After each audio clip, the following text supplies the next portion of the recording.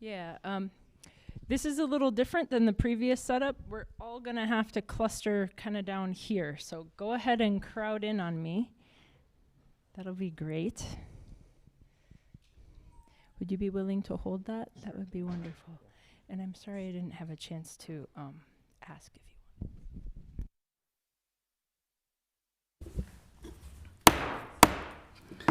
Good morning, everyone. My name is Elliot Payne. I'm the president of Minneapolis City Council. Before we convene our meeting, we have the presentation of an honorary resolution honoring the life and memory of Fletcher Alexander Merkel. This resolution is being presented by Councilmember Palmisano and Whiting.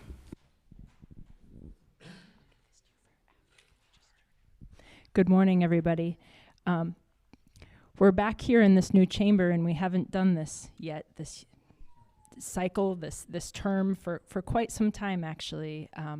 But it's really important that we want to get together and honor Fletcher Merkel.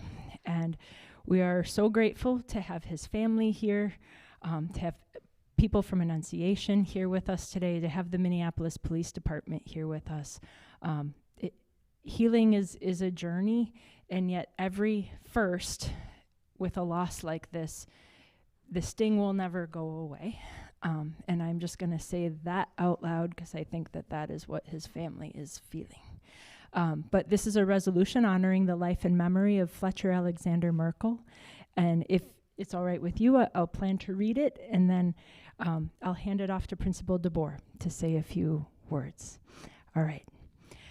Whereas Fletcher Alexander Merkel was born on January 7th, 2017, embraced the world with his inquisitive nature and brought joy to everyone he met. And whereas he was a loyal friend, a funny companion, a beloved brother to Milo, Hazel, and Rory, and treasured son to Jesse and Molly. And whereas Fletcher was a little boy through and through who loved sports, the outdoors, adventure, making things of all varieties and trying anything new. And whereas there was no sport that Fletcher did not like and wasn't excited to play, try, celebrate, or learn more about. And whereas he loved collecting things and building something new, watching things grow, tenderly examining nature, and was passionate about the Green Bay Packers. And whereas Fletcher thoroughly explored and enjoyed nearby Grass Lake to the point where he had a favorite tree and his own fishing hole, where he spent many happy hours with his dad. And whereas at Grass Lake, Fletcher chased butterflies, captured frogs, and successfully caught a fish, even though everyone told him there weren't any fish in Grass Lake. And whereas his bright light was extinguished on August 27th, 2025 in the mass shooting at Annunciation School. And whereas the city of Minneapolis is forever changed because of Fletcher, and he remains a guiding light to us in how we approach our own lives and maintain a healthy passion for exploring. And whereas Fletcher's youthful energy and zest for life will live on through the new Merkel family puppy, Xander, named in his honor and memory. And whereas Fletcher's family has turned his tragic death into a force for good through advocacy and endowment in his name, celebrating his life with friends, family, and community, and living life the way Fletcher did.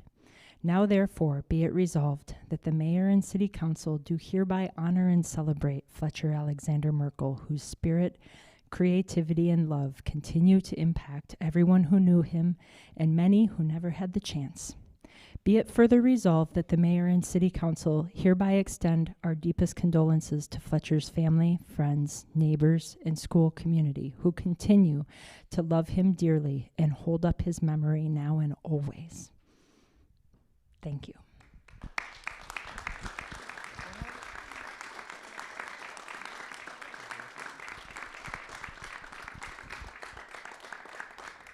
I think the best person to say a few words would be Principal DeBoer, the principal of Annunciation School. Thank you. It's an honor to be standing here with all of you, although none of us want to be standing here today. Molly and Jesse, thank you for your witness of love and for bringing Fletcher into our world and our lives. You brought light into the world, and Fletcher's light will never go out. So at the end, I'm just going to tell you right now, we're going to sing This Little Light of Mine together. But Cornel West said, "Justice is what love looks like in public." And, that means different things standing in this room than it does at recess. But, Fletcher, he was the glue of the third grade boys. It's a class of 30 girls and then 10 boys. And so Fletcher, he was the referee. If anybody's reffed before, it's not an easy profession, but Fletcher was the one who could get everybody on the same page with the rules of the game. He could take a conflict and bring light and bring peace and calm everybody down. And so while we miss every day his physical presence, we know that his light is always shining upon us. Every time we fish, every time we think of the things Fletcher loved, the buffalo, it just, we know he's with us. And so it's hard every day, but Fletcher was a light in his time on earth, and we are called to continue to be that light. And so as we navigate this difficult road together, the next time you're doing some physical activity, mess your hair up a little bit, let it fly in the wind, and just think about Fletcher. The next time you're fishing, the next time you see a piece of nature you haven't noticed in a while, know that that's Fletcher pointing out that there's always light. And so with that reminder, it's good to sing. You heal when you sing. So one verse of this little light of mine. 1, 2, ready, sing. This little light of mine, I'm gonna let it shine. This little light of mine, I'm gonna let it shine. Let me hear ya. This little light of mine, I'm gonna let it shine. Let it shine, let it shine, let it shine. Amen.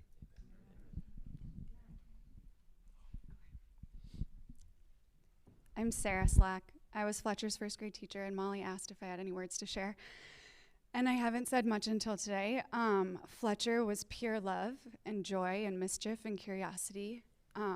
He stole my heart the day I met him, and he stole my 9-year-old daughter's heart as well. He is ever present in our lives at school and in my house. Although I had him as a student for 9 months, we created a really close bond, and we remained close up until the days before 827. He made sure to come and see me every day in 2nd grade and check in with me, and he always was great at admitting when he got a little too crazy at recess with my 1st grade boys. I will forever miss him, and I'm heartbroken that we don't get to see him grow. But through his light and his love and every gift that he gave to us, we get to grow stronger, and he will be forever missed and cherished. And he has an imprint in my heart always, as does your family. So, I love you, Molly and Jesse. Hey, I love you.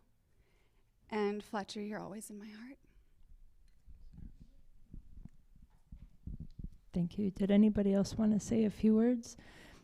Something I wanted to mention is we have a lot of members here from the Minneapolis Police Department, including Inspector Novak, Lieutenant Zimmerman, Chief O'Hara is also here.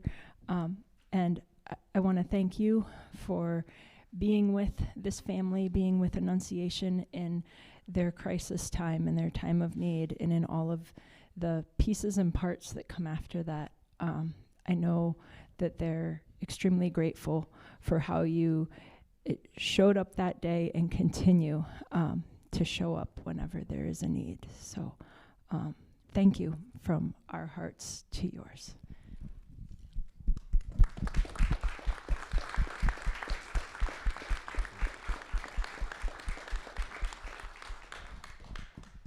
All right. Thank you. We're going to go back out that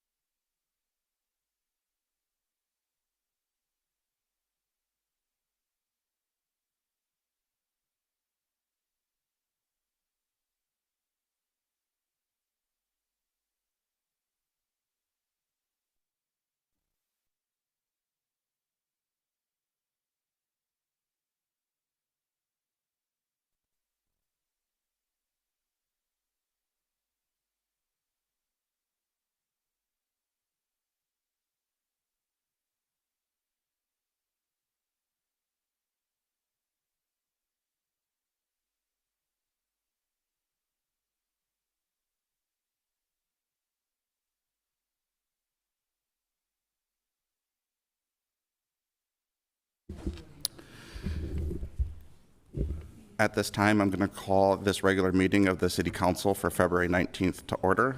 The clerk will call the roll. Councilmember Schaefer. Present. Councilmember Wansley. Present. Councilmember Shugtai. Present. Councilmember Whiting is absent. Councilmember Chowdhury. Present. Councilmember Stevenson. Present. Councilmember Rainville. Present. Councilmember Vitaw. Present. Councilmember Palmisano is absent. Councilmember Chavez. Present. Councilmember Warren. Present. Vice President Osmond. Present. President Payne. Present. There are 11 members present. Let the record reflect that we have a quorum. Before we begin the meeting, I want to offer a friendly reminder to all members and staff that this meeting is broadcast live to enable greater public participation.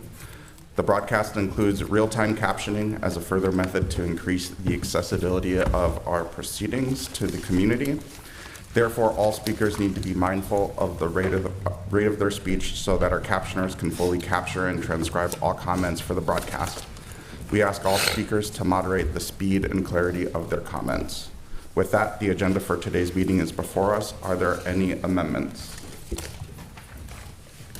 Councilmember Chugtai.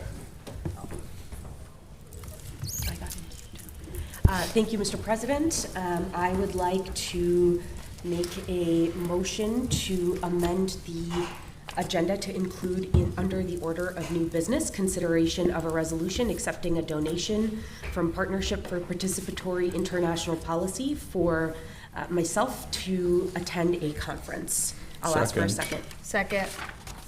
Councilmember Chugtai has moved to amend the agenda. It's been seconded. May I have a motion to adopt the agenda as amended? Oh, second. Councilmember Chowdhury. Thank you, Mr. President. I'd like to amend the agenda to include a legislative directive that is related to the Small Business Resiliency Fund that is before you with the attached RCA. Could I get a second on that as well? Second. Councilmember Chowdhury has moved to amend the agenda, and that's also been seconded. Are there any other amendments? Seeing none, I will may I have a motion to adopt the agenda as amended. So moved. Second. The clerk will call the roll. Councilmember Schaefer. Aye. Councilmember Wansley. Aye. Councilmember Shugtai. Aye. Councilmember Whiting. Aye. Councilmember Chowdhury. Aye. Councilmember Stevenson. Aye. Councilmember Rainville. Aye. Councilmember Vitaw. Aye. Councilmember Palmisano. Aye. Councilmember Chavez. Aye. Councilmember Warren. Aye. Vice President Osmond. Aye. President Payne. Aye. There are 13 ayes. That carries, and the agenda is adopted. The next item is acceptance of minutes from our regular meeting of February 5th. May I have a motion to accept those minutes? So moved. Second. The clerk will call the roll. Councilmember Schaefer. Aye. Councilmember Wansley. Aye. Councilmember Shugtai. Aye. Councilmember Whiting is absent. Councilmember Chowdhury. Aye. Councilmember Stevenson. Aye. Councilmember Rainville. Aye. Councilmember Vitaw. Aye. Councilmember Palmisano. Aye. Councilmember Chavez. Aye. Councilmember Warren. Aye. Vice President Osmond. Aye. President Payne. Aye. There are 12 ayes. That carries, and the minutes have been accepted. Also note that we've been joined by Councilmember Palmisano. Finally, we have the referral of petitions, communications, and reports to proper committees. May I have that motion, please? So moved. Second. The clerk will call the roll. Councilmember Schaefer. Aye. Councilmember Wansley. Aye. Councilmember Shugtai. Aye. Councilmember Chowdhury. Aye. Councilmember Stevenson. Aye. Councilmember Rainville. Aye. Councilmember Vitaw. Aye. Councilmember Palmisano. Aye. Councilmember Chavez. Aye. Councilmember Warren. Aye. Vice President Osmond. Aye. President Payne. Aye. There are 12 ayes. That carries, and those matters have been referred. Colleagues, I'll also note that we received yesterday the mayor's nominations reappointing Kristen Anderson, Todd Barnett, and Margaret Anderson Kelleher to the appointed positions of City Attorney, Community Safety Commissioner, and City Operations Officer, respectively. I will bring those nominations forward at our March 5th meeting to begin the council's formal consideration of those appointments. And the next order of business is the presentation of reports from standing committees. As you know, due to Operation Metro Surge, we've been operating under a temporary structure that condensed all of our standing meetings into a single super committee of the whole. I'll ask Councilmember Chowdhury, the chair of the Committee of the Whole, to present that report. Thank you, Mr. President. The Super Committee of the Whole is bringing forward 64 items for today's meeting. The first 3 items listed were all quasi-judicial hearings. 1 is approving an interim use permit for Tocali. 2 is granting a certificate of appropriateness appeal. 3 is a variance appeal sent forward without recommendation. I will be moving this item for a later vote and discussion after consent is approved. Items 4 through 7 are settlements related to workers' compensation claims. 8 through 10 are various contract amendments. 11 is a gift acceptance. Items 12 through 14 are liquor and gambling license approvals and renewals. Item 15 are 2 Heritage Preservation Commission appointments. 16 through 19 are contract amendments, a gift acceptance, and a comprehensive plan amendment. 20 grants a waiver and authorizes an agreement for the parkland dedication fee. 21 revises guidelines for the 2% loan program. 22 is a grant acceptance. 23 approves a project extension. And 24 approves additional funding for a project. Items 25 through 31 are various contract amendments and gift acceptances. 32 is a health education grant. 33 is a bid for yard maintenance. Item 34 is related to street resurfacing programs. 35 is a gift acceptance. 36 is a federal grant for a highway program. 37 through 42 are various bids and contracts. Items 43 through 50 are appointments to various special service district boards. I will note for the record that the Committee of the Whole considered the application of Michael Burke for appointment to the Stadium Village Board, but they have since withdrawn their application for consideration. Therefore, I will be moving item 48.1 for deletion from the agenda due to the applicant withdrawing from their appointment. 48.2 can still be approved. Item 51 is a budget amendment for training services from Amy Moser Consulting. 52 adopts council calendars for 2027 to 2029, and 53 was sent forward without recommendation and will be pulled for a separate vote. This item considers council member appointments to various boards and commissions. President Payne has revised the proposal, which is in front of us today. Item 54 was also sent without recommendation and considers the liquor license renewals for Depot and Canopy by Hilton. 55 is a resolution related to suspending procurement requirements. We'll move that for a separate vote as well. And then 56 is a resolution related to small businesses impacted by immigration enforcement.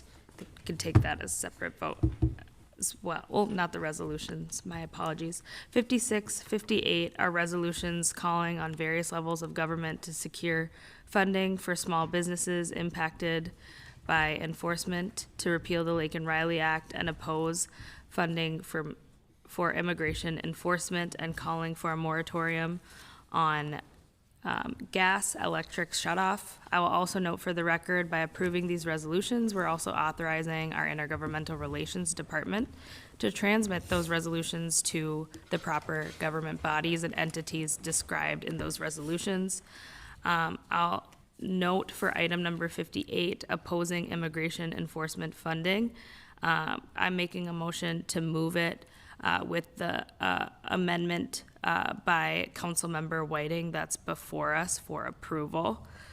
Just so colleagues are aware, if we want to pull that for discussion after, I'll leave that up to members. 60 is a resolution denouncing the federal administration's attack on gender-affirming care for youth. 61 approves appointed position with the Auditor's Department. 62 directs the clerk to expire all directives and ordinances undisposed of from the last term. 63 approves a legislative directive related to the city's data practices and unlawful actions by federal agents. And our last item, 64, authorizes a lease, non-disturbance, and consent agreement.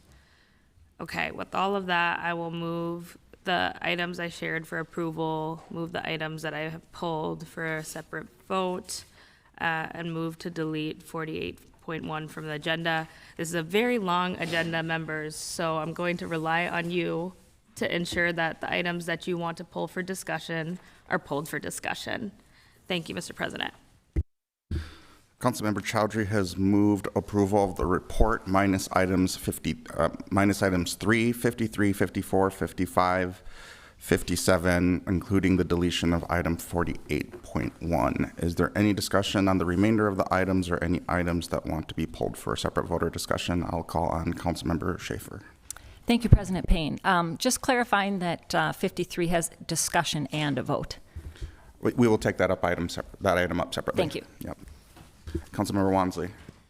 Thank you, President. I would like to pull item 5 and 6 for a separate vote. Okay, the clerks note that. Okay. Councilmember Chugtai. Thank you, Mr. President. I'm in queue for myself first and then for Councilmember Chowdhury second. I would like to pull item number 55 for a separate discussion, motion and vote. Okay, got that noted. Councilmember Chowdhury. I just had a very quick question just between committee and the last day. Wasn't able to check in for the expired ordinances, the ones listed under my name, firearms regulations and restricted racial restrictions on covenants. Am I going to take up those ordinances into the next term? And if not, I would like to, the ones that are listed in my name. Mr. Clerk, I believe you have noted that, correct? Mr. President, you should have 2 items that say Cal Item 62 expired ordinances and directive, one by Chowdhury and one by Shugtai, which reclaim matters that were on the list to be expired. And so for Councilmember Chowdhury, that's item 12 and item 16. For Councilmember Shugtai, that's item 3 and 17 from the full report. I'm assuming that the motion forwarding the item 62 expired ordinances would include those 4 items from those council members as part of the action to reintroduce those items. Okay, great. Thank you for the clarification. Councilmember Chavez. Thank you, Council President Payne. Can the clerks just reread what is being pulled out for discussion? Mr. President, for the body, from the Cal report or Committee of the Whole report, we're removing items 3, 5, 6, 53, 54, 55, 57. Item 48.1 is being deleted from the agenda, and item 58 is moving approval of the Whiting amendment that should be at your desk. I can read that again if anyone needs it. Great. I mean, I was just going to have a recommendation that 55, unless people want to pull it out for some discussion, I didn't intend to speak on this item again. I did agree with the amendment being brought forward, so I would prefer that to just be voted on, but if folks want to pull it out for discussion, they can. It's pulled out. Yep. Sorry, I meant 50. Yeah, 50, that's pulled for a separate sorry, discussion. 58. 58. This one was moved with the Whiting amendment. Yep. Okay. Okay. Councilmember Schaefer. Yes, I was just wondering if Clerk Carl, you could repeat all of the ones that are pulled, then we can all kind of get them straight. Certainly, happy to do so. So, looking at the agenda in front of you, the items that are being pulled for separate votes include item 3, jump to item 53, 54, 55, item 57. I'm sorry I didn't catch from Councilmember Robin Wansley. I should have mentioned 5 and 6 on page 1, so 3, 5, and 6. 53, 54, 55, and 57. On item 48.1, which is an appointment, that single appointment is being deleted from the agenda. On 58, we are moving that resolution forward with the amendment from Councilmember Whiting at your desk. Thank you, Clerk. And I will repeat to the previous question, Mr. President. On item 63, the expired ordinance list, we are including the 4, 2 total each from Councilmember Shugtai and Chowdhury as part of that approval. So those are included in this motion as well. All right. Seeing no one else left in queue, I'll ask the clerk to call the roll on the consent items. Councilmember Schaefer. Aye. Councilmember Wansley. Aye. Councilmember Shugtai. Aye. Councilmember Whiting. Aye. Councilmember Chowdhury. Aye. Councilmember Stevenson. Aye. Councilmember Rainville. Aye. Councilmember Vitaw. Aye. Councilmember Palmisano. Aye. Councilmember Chavez. Aye. Councilmember Warren. Aye. Vice President Osman. Aye. President Payne. Aye. There are 13 ayes. Those items pass. And then just clarifying, Councilmember Chowdhury, we're taking up item 3 last, correct? Yeah, that's fine in whatever order. Oh, okay. If order doesn't matter, we'll start with item number 3. Okay. Next, we will take up item number 3, and I will recognize Councilmember Chowdhury.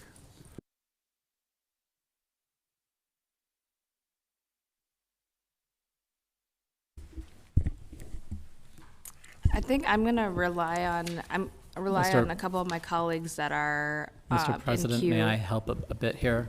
This Mr. was Clerk. the quasi-judicial issue where it was forwarded without a recommendation.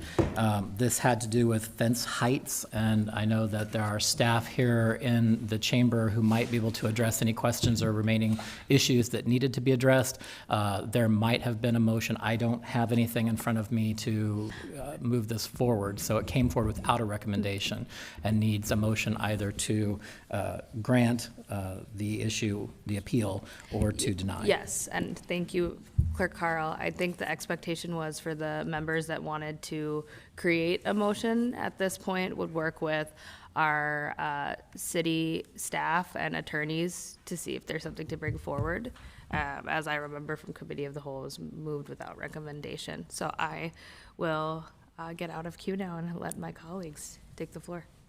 I will recognize Councilmember Chugtai. Thank you, Mr. President. On item number 3, which is a quasi-judicial matter considered by the Committee of the Whole earlier this week for a variance appeal, I would like to move to deny the appeal submitted by the applicant listed on the agenda and uphold the decision of the Zoning Board of Adjustment.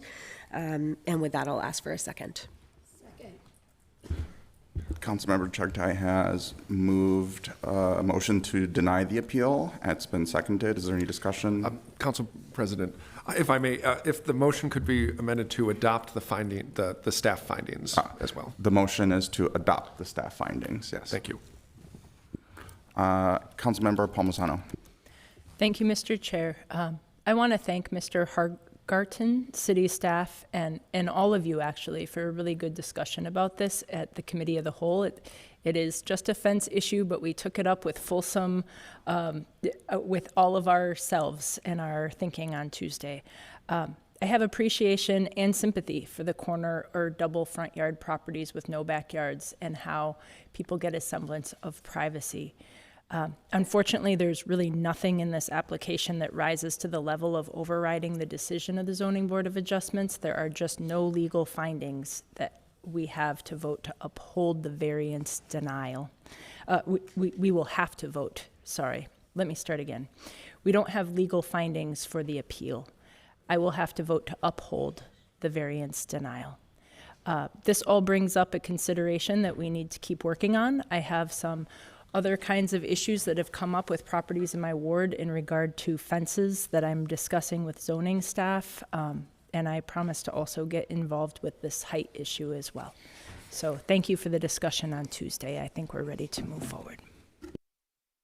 Councilmember Chowdhury. Yeah, I just wanted to get in quick. Thank you, Mr. President. I seconded this motion. I think this is a really good example for quasi-judicials ahead for the next, our next 4 years together as a council. And it's just really important that we, as we take up quasi-judicials, we take a look at what are the ordinances and the codes that we have in place, and we make decisions based off of that. And that's what we're doing here today. We can't make legislative fixes through quasi-judicial appeals. That really has to come at the ordinance portion, and I'm grateful to my colleagues that are taking that up. There are moments in time where, like, you may disagree with staff recommendation or There just might be differing opinions where you'll have to work with city attorneys and staff to come up with specific findings that are also dictated by state law and code and what types of parameters you'll have to set. And so if we ever cross that bridge, which we will, I'm here, Councilmember Osmond's here, Councilmember Palmisano, Councilmember Chugtai are all here to be a support of that, as is our city attorney's team and our amazing staff in planning. That's been a really valuable resource to me in my first term.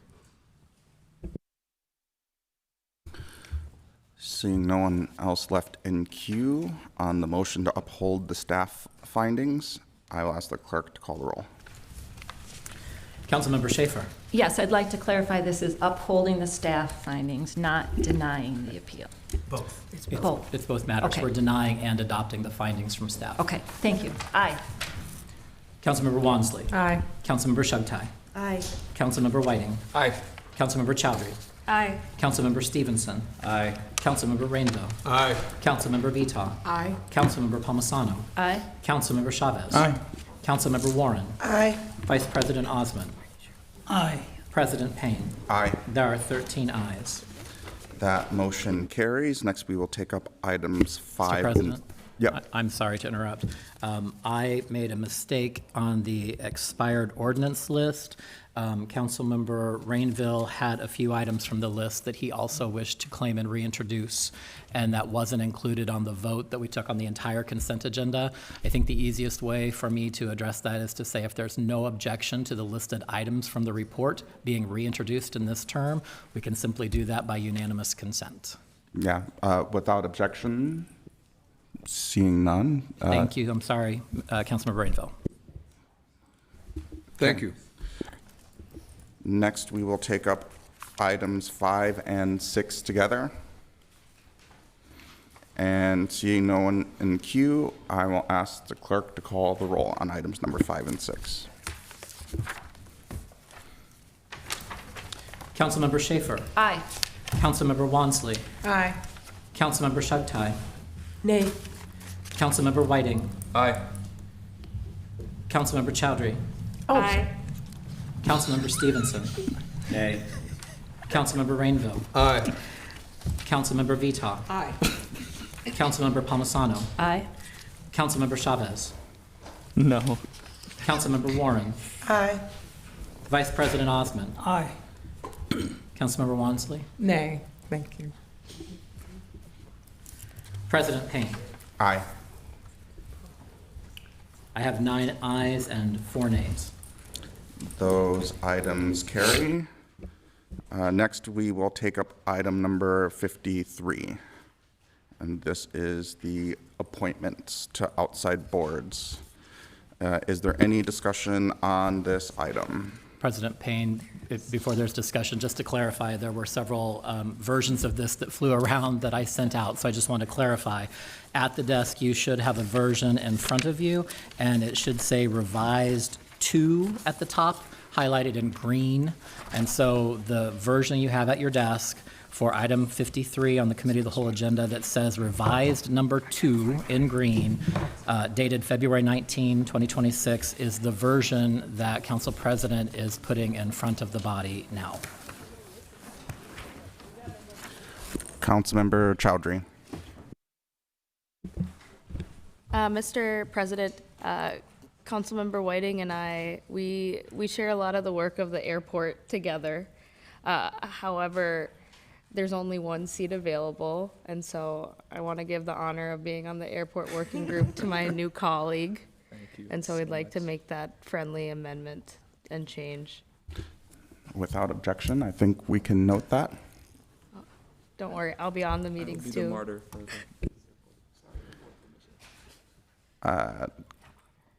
Councilmember Schaefer. Thank you. When the new revised version came out last night at 6 o'clock, I was surprised to see myself taken off the Meet Minneapolis Executive Board or Executive Committee. Ward 7 has had a long-standing tradition for over decades of the Ward 7 representative sitting on the Meet Minneapolis Executive Committee. The reason for this tradition is fairly clear. Both Lisa Goodman served in this capacity as well as Katie Cashman. The reason is clear.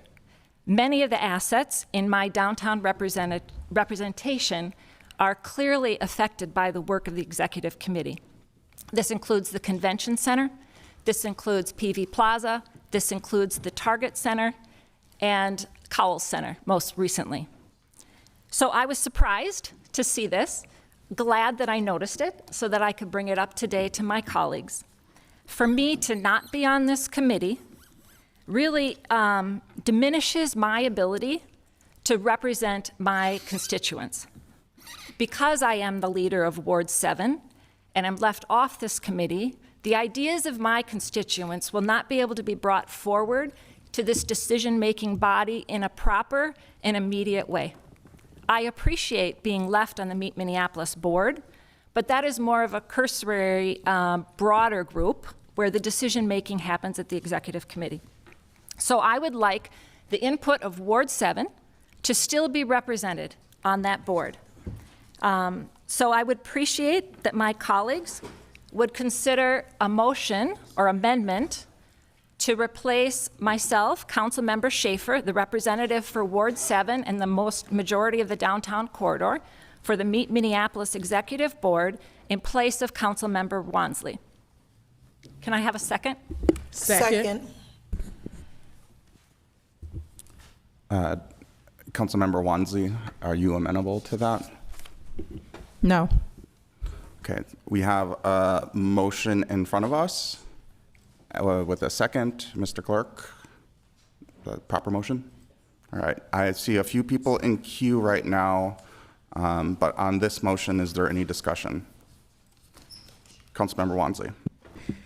Thank you, President Payne. The reason why I'm not supporting this and why I was actually proud of the fact that, as Councilmember Schaefer highlighted, for the time I've been on this council, and it seems like also preceding our time, there has been overrepresentation of downtown on the Executive Committee and Meet Minneapolis overall board or commission. And we have not always had actual diverse representation amongst this board. And as someone who has championed throughout my 4 years millions of dollars to make sure that we're activating cultural corridors so that we're making investments in not only just downtown, but also areas in which we have diverse businesses, also helping generate needed tax revenue into our communities to stabilize our city. I've also championed resources to make sure that we're focusing on those communities as well and offering parity in addition to a lot of conversations and a lot of mobilizations of resources that's constantly concentrated on downtown. I was also part of the efforts last term to make sure that we had the establishment of a tourism improvement district that will help stabilize hospitality or hotels, especially as someone who has the largest concentration of hotels outside of the downtown core.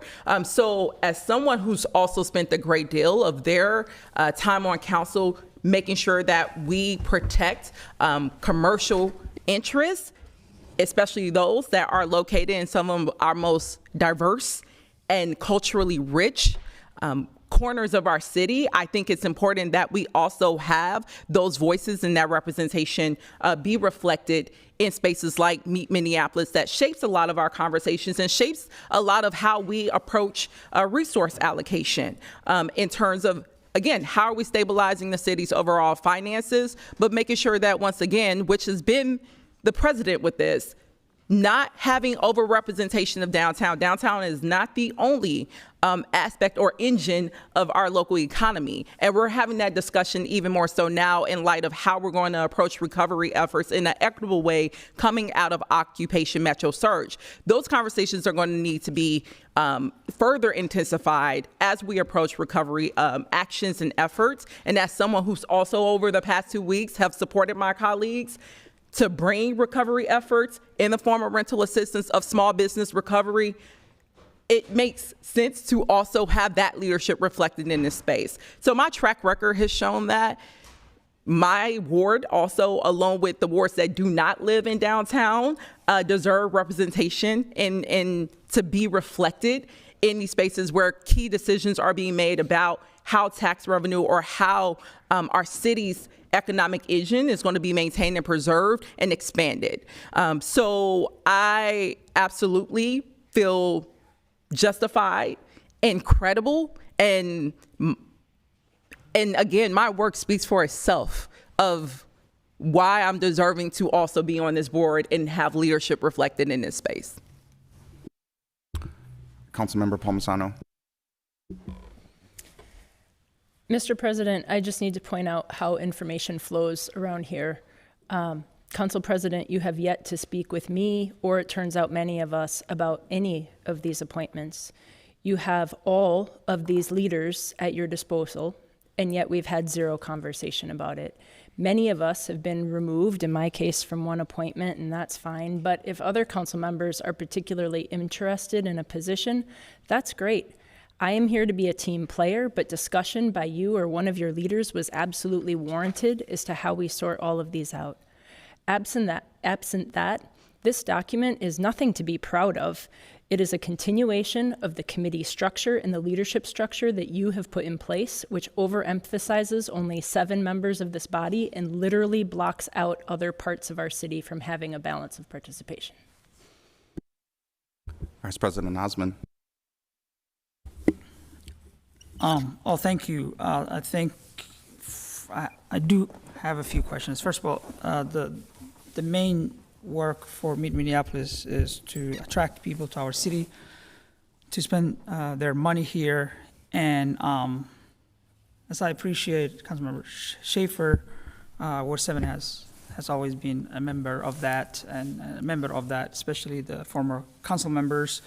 I don't know, we're thinking about the membership when it comes to, is it boundaries? I know downtown has the most hotels and attraction places that people come visit, and it does really make sense to have folks that are from downtown to be a member here. I see Councilmember Rainville is here. I'm also representative of downtown. I could be in there too. But also, I think also makes perfect sense. Good argument from Councilmember Wansley how we should have other representatives, especially when we're trying to promote cultural corridors.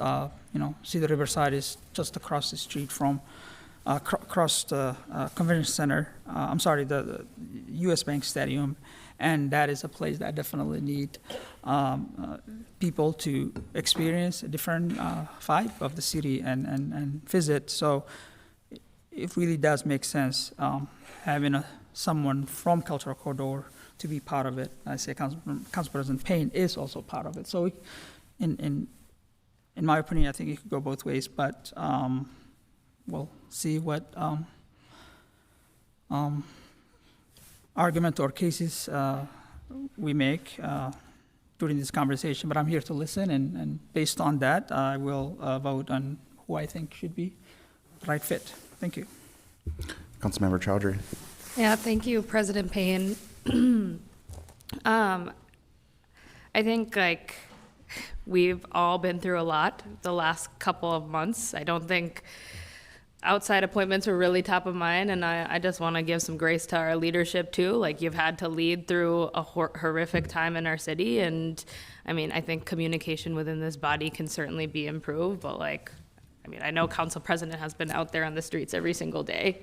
So I do want to give grace to that, because I honestly was not even thinking about outside appointments until this very second. I think I had half a second to think about it, and then I saw that I was on airport working group, and I was like, I need to give it to my colleague in Port 11 and partner in that. But I think communication is not a singular direction. You got to communicate one way or another. You got to be proactive, and I'm not making any assumptions on anyone, but I've been in this body enough to know that if you want something, you got to reach out for it. You got to have the conversations and ask about it, and that's something that we need to be better at practicing in this body. It's not on one person or one leader to communicate. You got to reach out. You got to have the conversations. There needs to be a two-way flow of communication.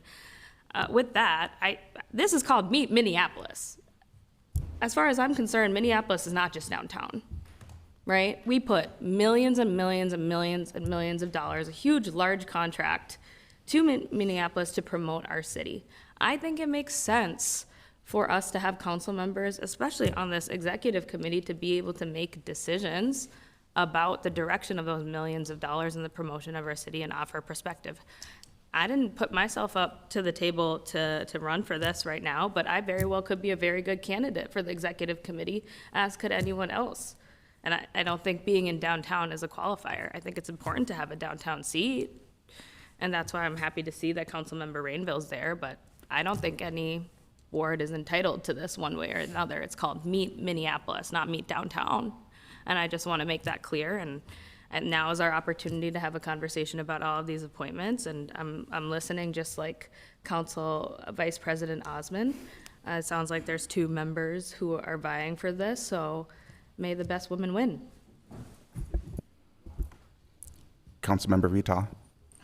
So I totally get that we have had other things going on in the city, but I think it's contradictory for council leadership to say on the dais, if you want to talk to me about the appointments, then you can. I'm available for conversation, and then not have conversations with people. I think that's where there's a disconnect at. And then also, I had conversations about an appointment I wanted and was told you can have it, I'm not going to change anything. And then had a second conversation and was told, I've decided to move you off of it. It doesn't matter to me. It's nothing to discuss. The person who he appointed to it can have the seat, but it's just the pettiness of it all and how certain conversations happen with certain people and not others. You can say you didn't have time or whatever, but if you had time to put this together, and if seats were moved around, if it's not exactly like it was before, that means there's been conversations had. That means somebody said, I want to be on this versus that. And again, it looks like there were certain conversations had with certain people and certain things taken into consideration and not with everyone. That's what this document looks like. This is not the exact same document from last year. Otherwise, we wouldn't be having a conversation about who's on Meet Minneapolis executive team or not, and some of these other conversations going back and forth. So I think it's just another way that Council President's pettiness shows up with speaking to some people and not to others, or saying things to some people and then changing his mind and not talking to people in advance and saying, I'm not going to be doing this anymore, I'm changing this around or whatever, and then avoiding it when the conversation comes up. Councilmember Schaefer can say whatever she wants to say about her feelings towards this, and so can Councilmember Wansley, but like a true leader sticks up for the decision they make and say what they're going to do, whether it's a parity around where you're at in the city or not. I mean, I'm always in the advantage of that. The North Side isn't represented on this, nor do I want this seat. Like, I want to support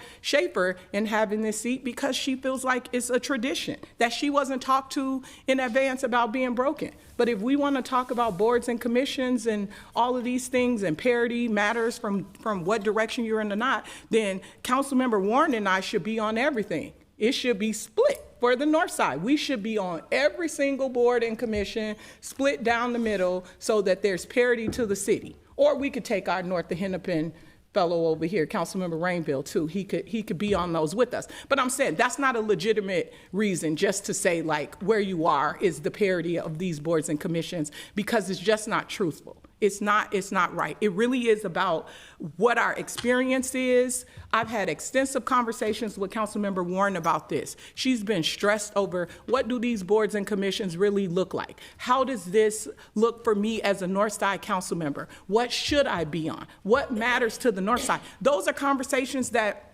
I literally asked her to have with the council president. He should have been the one talking to her and saying, this is what former Northsiders had, this is in your ward. But I took the time out of my busy schedule to do that with her and to make sure that she understood what each one of these committees meant and what it meant to the North Side. And like that, if you're not ready, say you're not ready to vote on boards and commissions, and take the time when the time is right for people to be put on the right committees and the things that they're interested in. We all come from these amazing backgrounds, and we have interest in things, and our constituents have interest in things, and I think it's only fair to do that. to put people on boards and commissions that they're going to show up to, that they're going to be proud to show up to, and that they can go back to their community and say, this is what I'm spending 4 hours a day on, and this is how it benefits us in whatever ward you represent. So I think it's kind of a, I think it's petty to not like talk to people in advance when you say, you can come to me and talk to me about these boards and commissions, and I'll take into consideration your thoughts. That literally was just said on Tuesday, and it sounds like people didn't have the opportunity. Some people didn't have that opportunity. Councilmember Schaefer. Yeah, I just would like to clarify in regards to some of the comments that Councilmember Chowdhury had said around reaching out and sticking up for what you want to participate in. These two boards were on the Meet Minneapolis were the first two choices that I had when I first met with President Payne in last December after the election. He was very considerate and took time to ask, I know that we have all these outside boards and commissions, what are you interested in? And I listed Meet Minneapolis, both boards, the executive committee and the regular board, as my top two interests, and really everything else secondary. Since that time, in all consecutive drafts that have been released around the list of names for all the various boards and commissions, my name was always listed in both of those categories, both for the executive committee and the other. It was not until, I'll say it again, it was not until last night at 6 o'clock that I saw it was taken off. I was not notified of any change. I reached out to President Payne and talked briefly with him this morning to no avail. So that's why I'm bringing this amendment forward. I believe this is for the benefit of my constituents so that I can say to them that I fought for this. The convention center is in my area, Target Center. I wanted to be able to say to them that this mattered enough to me to talk to my colleagues about it and to bring this motion forward. So I appreciate your consideration of my leadership on this committee and would love to have your endorsement. Thank you. I added myself to queue just to address some of the things coming up in this conversation. So last term, I joined the Meet Minneapolis board, but I did not appoint myself to the executive committee. I had the total authority to appoint myself to the executive committee, but I actually wanted to go and learn about the body and understand what types of decisions were being made. As a member of the board, nothing that the executive committee decided on passed without the full board approval. So I felt very empowered to be as in the know as anybody else on the executive committee, and in fact had a great partner in governance in Councilmember Rainville. We would have lots of extensive conversations about pretty substantial decisions that were going in front of the executive committee, like the bylaws amendments and things of that nature. I think that any concern about a role being diminished is really more of a governance conversation than an appointment conversation, because just like this body, nothing that happens in committee is official until it passes the full council. It might feel a little differently right now because the committee of the whole feels like the full council, but typically speaking, those decisions are passed forward to the full body for consideration. Same function on the Meet Minneapolis board. As for the process of arriving here, I made every effort that I could to reach out to people, especially post-election, to try to understand interests, priorities, areas of concern that would be able to be reflected within both the committee structure and these outside boards and commissions. And the practical reality of it is that it's actually very hard to get people on the phone at all times. Not everybody is equally available, and not everybody is fully prepared to talk about the tree advisory board, right? Like when you're campaigning, you don't typically think about those things. But I did make every one of those efforts. And frankly, I'm just gonna keep it real. Half of these boards have a hard time making quorum because people do not prioritize these outside appointments in their roles. That just happens. And so as we get into this term, people will find their groove. They will find the things that are most important to them, their priorities.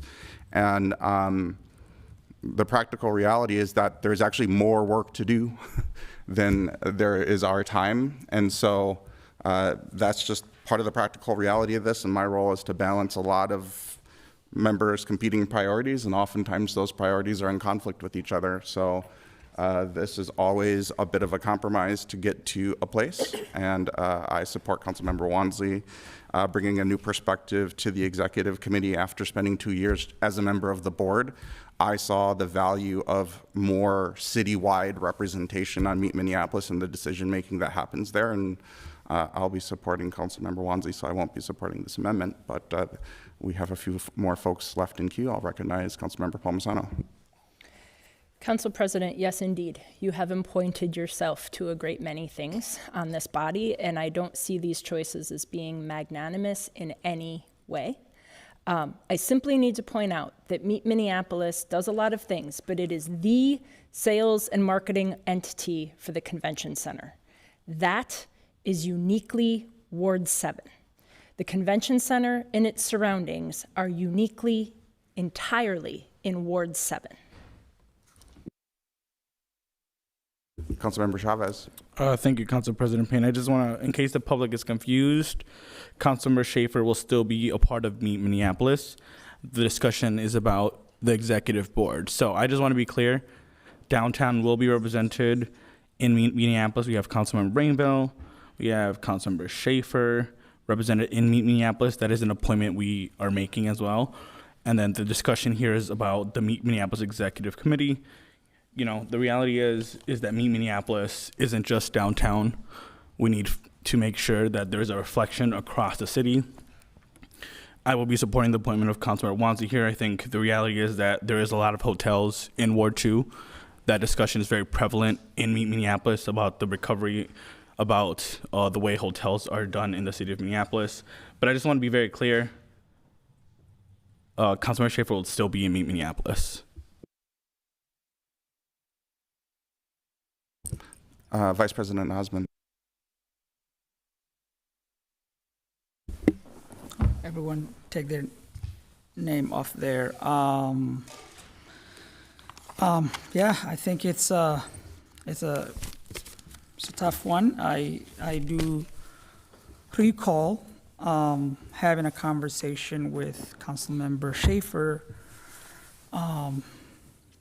during in her ward, somewhere in December, sometime in December, and one of the things that she mentioned, I believe, was being part of the Meet Minneapolis. Now I'm learning there's, I guess, 2 Meet Minneapolis, but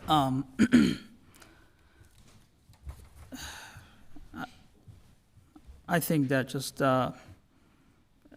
I get the point that's being made. As leaders, first of all, I don't really have anyone who came to me and say they want to be this, they want to be that. Council President was leading that. But the word I heard is compromise. If we could find a way to compromise and maybe recircle back this item at the end of the agenda, that's something I can suggest. We can have that conversation offline and see what ways we can support. I think both council members deserve and can be beneficial having both of them here. But thinking about that, I might be the different maker here. I would suggest that we maybe circle back and have an offsite conversation. I'll just note that I did discuss holding this a cycle after introducing it to Cal with the clerk, and he advised that we move forward this cycle because actually a number of these outside bodies are actually statutorily established bodies, and they definitely are needing to get these appointments as they've been pretty significantly delayed by this metro surge. So Yep, I'm not suggesting we delay it. I'm suggesting maybe put it at the end of the agenda today. Councilmember Chowdhury?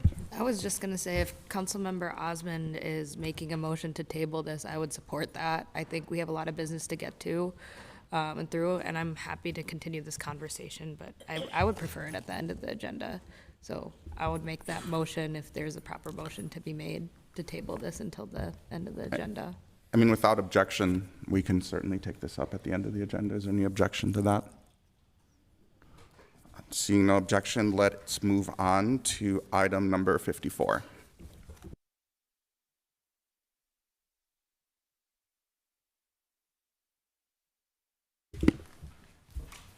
Council President, I'll just suggest this was also an item, as the body is well aware, that came out of Committee of the Whole without a recommendation. And so I know that the body had asked staff to come back with any findings, and staff are here in the chamber. So if you'd like to begin perhaps with an update from the staff, from the Community and Economic Development Department, that might help set the tone for what actions might be taken next. Ms. Lingo, would you like to speak to the work that you've been doing over the last 24 or so hours? Thank you, Council President Payne. I do have a presentation if you would like. Please. Thank you.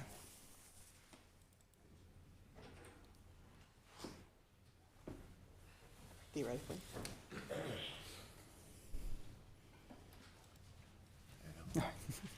Good morning, Council President Payne and council members. I'm Amy Lingo, Manager for Licenses and Consumer Services within CPED. More formally, I'm also the licensing official as defined by Minneapolis Code of Ordinances 25910.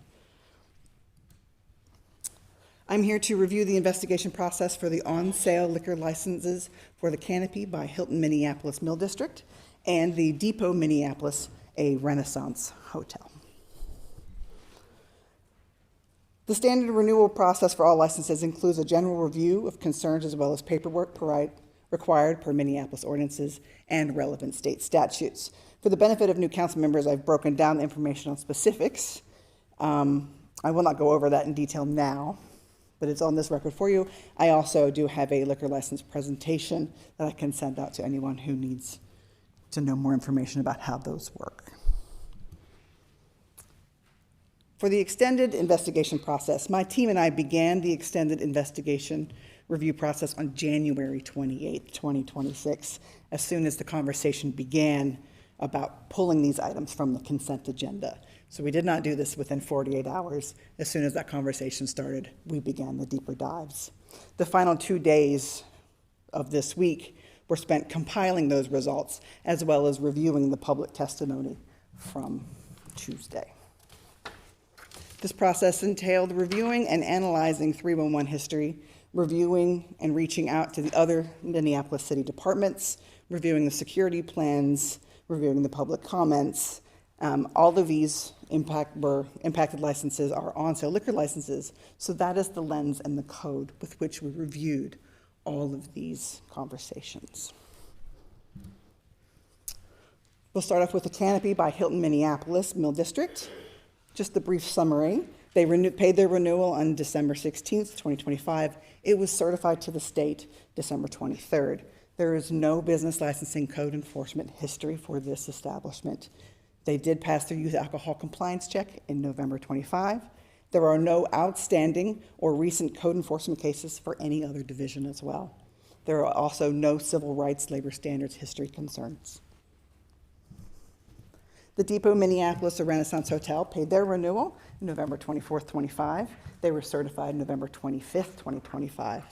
There is also no business licensing code enforcement history.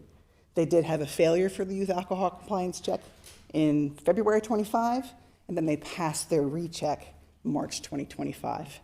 This is not an uncommon occurrence. It's one thing to fail on the first try, as long as you get it right the second try. They have no other previous history of failures. There are no outstanding or recent code enforcement cases from any of the other divisions. There is no civil rights labor standards history other than 2021, where they had some issues with the right to recall ordinance. However, the Depot did cooperate fully and are considered to be in good standing. The 311-911 review, we did the block area as well as to the specific address. The 311 history for both locations show no extraordinary safety reviews or concern. We did a specific type for December 25 to current. There was no uptick in 311s. In fact, there was one per location. The Canopy had a request for service for snow and ice in the bike lane, and the Depot had two, one for snow and ice on the sidewalk and to the street. They were both the same. There was a health complaint, but it was about a different establishment. There have been no uptick in 911s due to operation for the on-sale or safety concerns from within the establishment. The public comment review period In reviewing the public comments, there were 10 that were opposed to the denial and 10 that were in favor of denying the renewal. Those in opposition cited concerns about the legality of the denial of the renewal, as well as the negative impact for the loss of the on-sale licenses. Those in favor of the denial discussed hotel staff's fear, anxiety, and concern for their personal safety. In the feedback received, there were claims of overservice, weapons out in the open in the hotel rooms, and rude behavior towards staff. However, none of these claims were specific to either hotel being discussed. Most were either in general or specific to other metro locations. We have received lists of vehicles that were thought to belong to ICE agents parking at the Canopy and the depot as well. However, that is not related to the liquor license. In reviewing the concerns and feedback, as well as relevant Minneapolis Liquor Code and Minnesota Liquor State statutes, there is not good cause to deny these renewals, and I am unable to recommend any conditions to be placed on the on-sale licenses as well. The relevant liquor codes are specific in use and scope, and the concerns that have been brought before me are tied to hotel occupancy more so than they are to the actual liquor license. While hotels are one of the business types that are permitted to have an on-sale license, it is not required, and they are separate license types. Hotel licenses renew in November. Business licensing will continue to monitor complaints and concerns around the operation of hotels and on-sale licenses using their relevant and pertinent codes and our existing enforcement practices. It is my recommendation that the Canopy by Hilton Minneapolis, Mill District, and the Depot Minneapolis, a Renaissance Hotel, on-sale liquor licenses be approved for renewal without conditions. Thank you, and I stand for any questions. Are there any questions? Councilmember Chowdhury. Thank you so much, President Payne, and thank you so much, Ms. Lingo, and just everyone that participated in this in the CPED department. I think that doing an investigation and having due process here is really important. I don't think it's right for us to have so many constituents reach out about safety concerns regarding these two hotels, and for us to just proceed as business as usual. It felt really important to me that we use mechanisms that we have used in the past to do further investigation.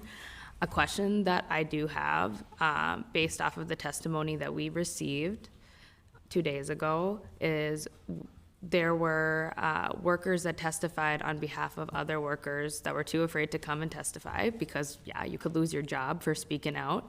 And they shared a concern about workers having to cover the windows, or the windows that showed back of house staff in one of the hotels, and just this general concern about moving freely. I just wondered if you had a discussion with the hotels about that, if you followed up with the workers that presented that information. For me, that was really deeply concerning to hear that there were workers in the workplace that felt unsafe to move around freely to the point of needing to cover where workers are. Through the chair, Councilmember Chowdhury, I did have conversations with both the Depot and the Canopy around some of their practices and some of the concerns. The conversation we had did revolve around how they were the attempts were to help mitigate anxiety and concerns by keeping the staff separate from the clientele because the staff was nervous, as was understandable. That doesn't really relate to the liquor license per se, but the conversation that we had sound like they were trying to do their best to maintain business as usual while trying to assuage fears and concerns. Thank you. I appreciate that clarification. And then the other question that I had was, I know that there were general concerns that were brought up about hotels with ICE agents that have been housed in them throughout the metro. I know a concern that was chiefly brought up to me was unsecured weapons in rooms that need to be cleaned. Was this found in these hotels, and did that come up in discussion? Thank you for that question. So I did have some claims where I saw about the but that is about the hotel license itself, not about the liquor license. We did have conversations with both of those health units about unsecured weapons in common areas and in the restaurant space, because that is what's covered under the liquor license. There is an expectation of privacy in the hotel rooms. I did receive the concern about, I believe the quote was that the agents would occasionally forget to put their do not disturb on the door, and then the house cleaning staff would go in and there would be unsecured weapons when they would go into the room, and then that caused them anxiety and stress. Again, fair. I don't know the relevance or what I can do about that as far as the liquor code. It's not related to the liquor code. This would be a conversation for the hotel code, and how they're going to deal with that. I didn't really get too in depth with it because it is a separate situation than what was brought before us today. Absolutely, totally understand the nexus point of it. Just so I feel really clear, the businesses that hold the license for these hotels that you had conversations with did speak to you about worker anxieties of unsecured weapons when there's not a do not disturb sign. We did not discuss the hotel aspect of the license.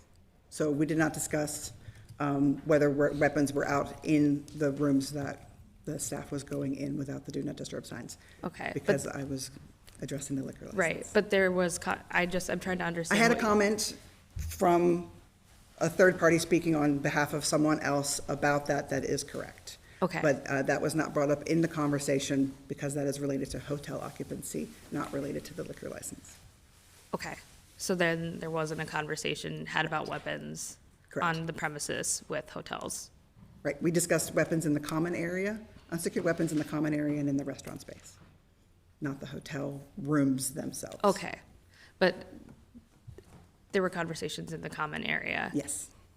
Did they share that there were instances of unsecured weapons in common areas, or? The two hotels that I spoke with have reported no incidences. They had no reports that came to their management, nor were there any 911 calls. We also discussed what their procedure would be if there was a report of an unsecured weapon in any of the common areas and how they would address that situation. They both had the same answer of if a server or staff saw an unsecured weapon in a common area, they would take it to their manager, and more than likely they would reach out to 911, or if they had off-duty on site, they would go to them directly.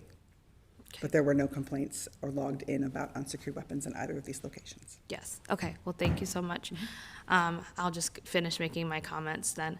So one thing that I'll share about like 911 and 311 that I think we're all very familiar with is that there was very unclear direction to our community on, are you supposed to call 911 if there's an ICE agent? What's the response going to be? Or where do I report things? That was something that I routinely got from community members. And I wish, hindsight is 2020, I wish that there would have been better communication from us as a city in terms of like how you're supposed to call in ICE activity and activity that makes you feel unsafe. And I think that that's unfortunate because I feel like there would have been data points. I'm not saying specifically for these hotels, but that I think that's an issue with the data. I only have about a minute here. I might come back into queue. I think the thing that feels really clear to me is that we got very clear testimony about workers that felt unsafe due to an ICE presence that they alleged, and then also several vehicles being parked there that they alleged through license plates that were brought here. And I think there is a greater conversation about hotel licensing, and I think there's also a civil rights component. Because if workers can't move around freely in their workplace and windows need to be covered up, that just feels like a real issue with labor standards and workplace safety that I am absolutely not okay with.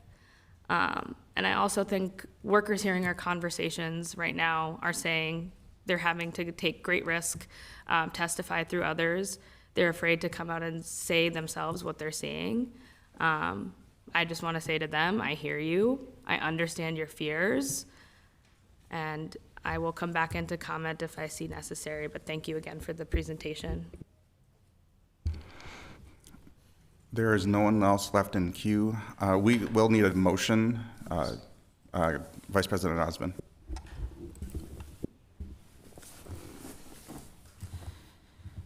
Second, so moves? Second, what we doing? Hold on. Oh, okay. All right. First of all, I want to really thank our staff for doing a wonderful job. I don't know if you had 48 hours or so to prepare this presentation, but really appreciate it. And we had a lot of discussion on this item. I just want to clearly say that what happened in these hotels in our city was unsafe. Workers told us they were harassed. They told us they were, insecure guns. They told us that they did not feel safe at work, and that's not acceptable in our city. Federal operations brought protests, tension, and 911 calls, and this created a lot of challenges, not just the staff, but the guests and the neighbors that are staying in that area. I have a friend who lives, apartment right next to it, and she was not able to get in her apartment until 2 a.m. because the roads were closed. It was really, really challenging for many people. And serving alcohol in a place where armed federal agencies are staying, it creates a lot of risk. And you can tell how residents have been speaking and continue to speak that we as a city should be held accountable. And I'm so glad of the emails and the calls that my office have received. But one thing I will definitely say that is that we have a laws to follow in the city of Minneapolis. And I would like to make the motion to approve, and I will vote for this. Second. I'll vote for this because we must follow legal process in our city, even though it's very uncomfortable to feel uncomfortable to have ICE agency in our city, ICE who have murdered our neighbors, who had targeted certain communities, who had cost our city millions and millions of dollars. But we have to show that we're doing the right thing. We are the one who actually following the laws that we set. They're not following the Constitution. They're actually breaking the law, but we have to be the bigger person. We also have to appreciate the businesses in our community. They're the one who really makes our city better. We're functioning today because of the small businesses and larger businesses we have in this area. And we cannot punish them based on other people's action. But I would definitely encourage people that are doing our businesses in our city to really, careful who they are hosting in our city. We don't want to create a chaos where you have to now deal with the consequences of that. So, again, thank you, my colleagues, and I will I'll make that motion. I got the second, so thank you so much. Councilmember Osmond has moved, Vice President Osmond has moved approval of the item. It's been seconded. I'll recognize Councilmember Palmisano. Thank you, Mr. President. A really important piece here is what Ms. Lingo had said earlier, which is this is not part of the liquor code. All of our businesses are watching how the City Council is acting here, so I appreciate Councilmember Osmond's actions. Under our law, a due process procedure, an applicant has a right to a neutral decision maker, and I'd suggest that the recorded proceedings of this body demonstrate potential hostility by the council toward these businesses. This isn't about the issue of a liquor license, and it never was. Let's not conflate due process. Due process isn't the format of liquor licensing here.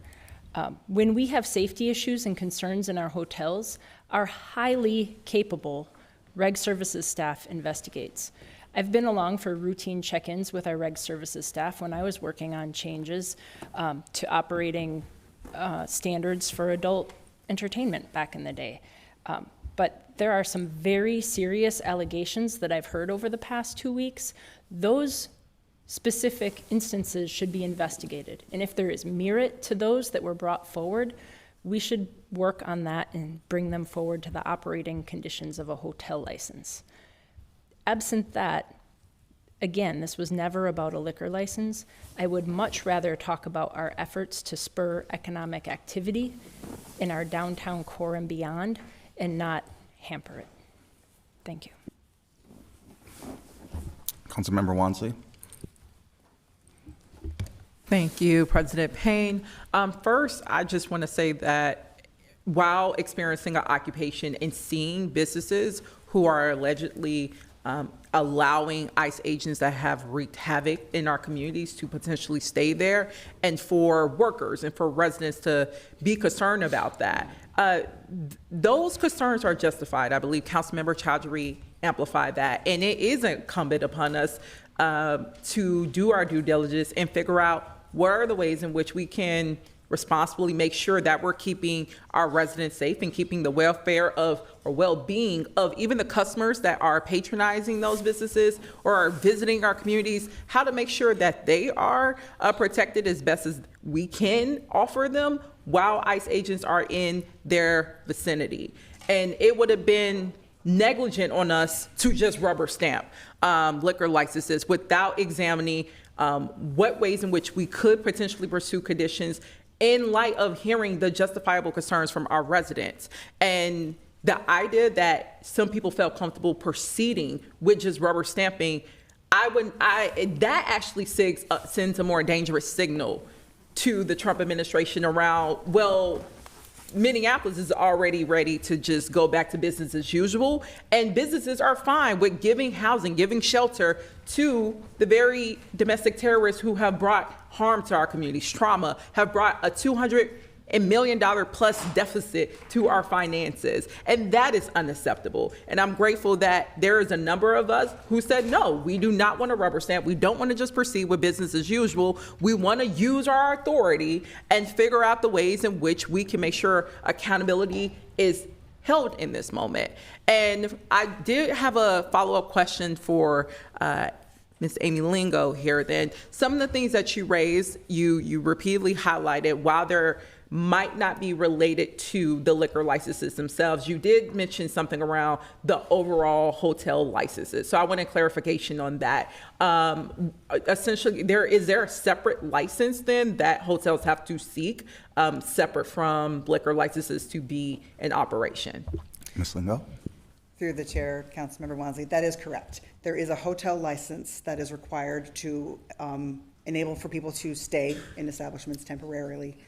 And so these establishments have multiple licenses. There's the on-sale liquor license that allows them to sell liquor and for on-site consumption. Mm-hmm. And then there is the hotel license. Neither one are required for the other. Mm. Hotels are one of the uses that can have an on-sale liquor license per state statute. So yes, there is a hotel license that is required for all of these establishments, and those are due they come for renewal in November.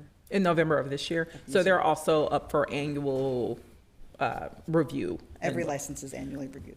Awesome. And again, I think that offers a little bit more clarity around some of the concerns around public safety or even the police powers, things of that nature.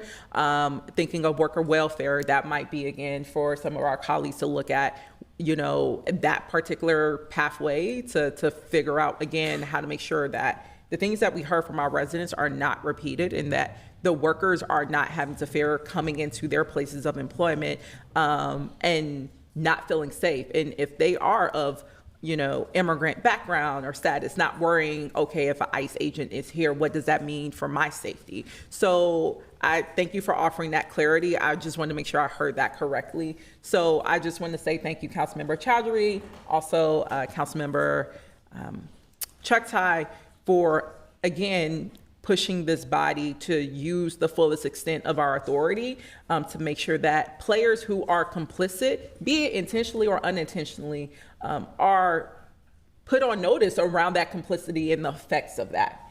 And for making sure that we did what we can to make sure that our residents were safe and let them know that their council members do not just say that they support them and stand with them in words, in symbolic gestures, but we also use our legislative authority to also reinforce the ways in which we show solidarity and extend protection to our neighbors. So that's why I wanted to share. Thank you. Councilmember Chugtai. Thank you, Mr. President. I just wanted to as we're coming to a conclusion of this long discussion around these two hotels and their liquor licenses, I want to thank staff within our business licensing department and in our community planning and economic development department for their diligent work on these investigations on these two licenses and making sure that every aspect was considered, including public testimony and public comment. I know you were available to meet with people and address concerns privately too that haven't been a part of the public conversation here, and I'm really grateful for your diligence. Thank you. And then, you know what, I want to thank sincerely the very courageous and brave hotel workers who brought this issue to our attention actually first. People for whom bringing the real things that they were seeing in their workplace, the fears, the like dangerous public health and public safety concerns that they witnessed, and knowing that it could cost them their job, knowing that they didn't have the resources to hire fancy legal representation to bail them out or get them their job back. It takes a tremendous amount of courage and bravery to do that, and I want to thank you. And it's been such an honor and privilege to work with you to figure out a path forward so that your city and your workplace can be a safe and welcoming and nurturing environment, and not one where you go to work and the cost of cleaning someone's room and doing your job means that you could be detained, kidnapped, torn apart from your family. That's not the type of city we should live in. That's not the type of city I know we want to live in. And we have a lot of work to do, but didn't want, as we are coming to the end of this journey, I wanted to make sure that the courage and the bravery of the impacted hotel workers in particular was uplifted. Thank you. Councilmember Chowdhury. Thank you, Mr. President. I've really appreciated this conversation and this dialogue over the last 2 weeks. Time is a little bit hard to track for me at this juncture, but I've appreciated every single thing that council members with varying perspectives have brought to the table. I think it was a very useful conversation for us to have, and I appreciate the work of our staff again. I will say, without this process, which for me it is about due process, I don't care what anyone has to say about what my intentions are. I'm very clear in it, and I'll stand 10 tones down on it. It is. There deserves to be a process that isn't a rubber stamp. And I have no regrets for going through this process, not a single one. Because without it, our constituents would not have felt heard. Because without it, these important conversations with workers and their representatives would not have happened. We would not have a greater understanding of the scope of our liquor licenses. We would not have gotten that powerful testimony that many took with the fear of vulnerability. There were several who wanted to speak, but told me the night before or the morning of, no, they're too afraid. They're afraid of retaliation. They don't have the protection necessary, and they have to think about their livelihoods. If we didn't have this due process, how else would we have navigated a moment that is so unprecedented we could have never imagined happened? Hotels in our own cities, throughout the metro, booking ICE agents, the ones who are killing our residents, bring them into corridors, right? That's that larger piece. And for us in this testimony, we have people that are working within these two hotels that are making clear allegations that this has happened and that they have not been able to move freely in their place of work. And without this process, we wouldn't have this articulated path that business licensing has shared that we're discussing about hotel licensing more broadly is like, that's the better place. This is important information to me. And the last thing I will just say is thank you to the courageous workers and the courageous people who brought this forward to us and asked us to take a deeper look and to act.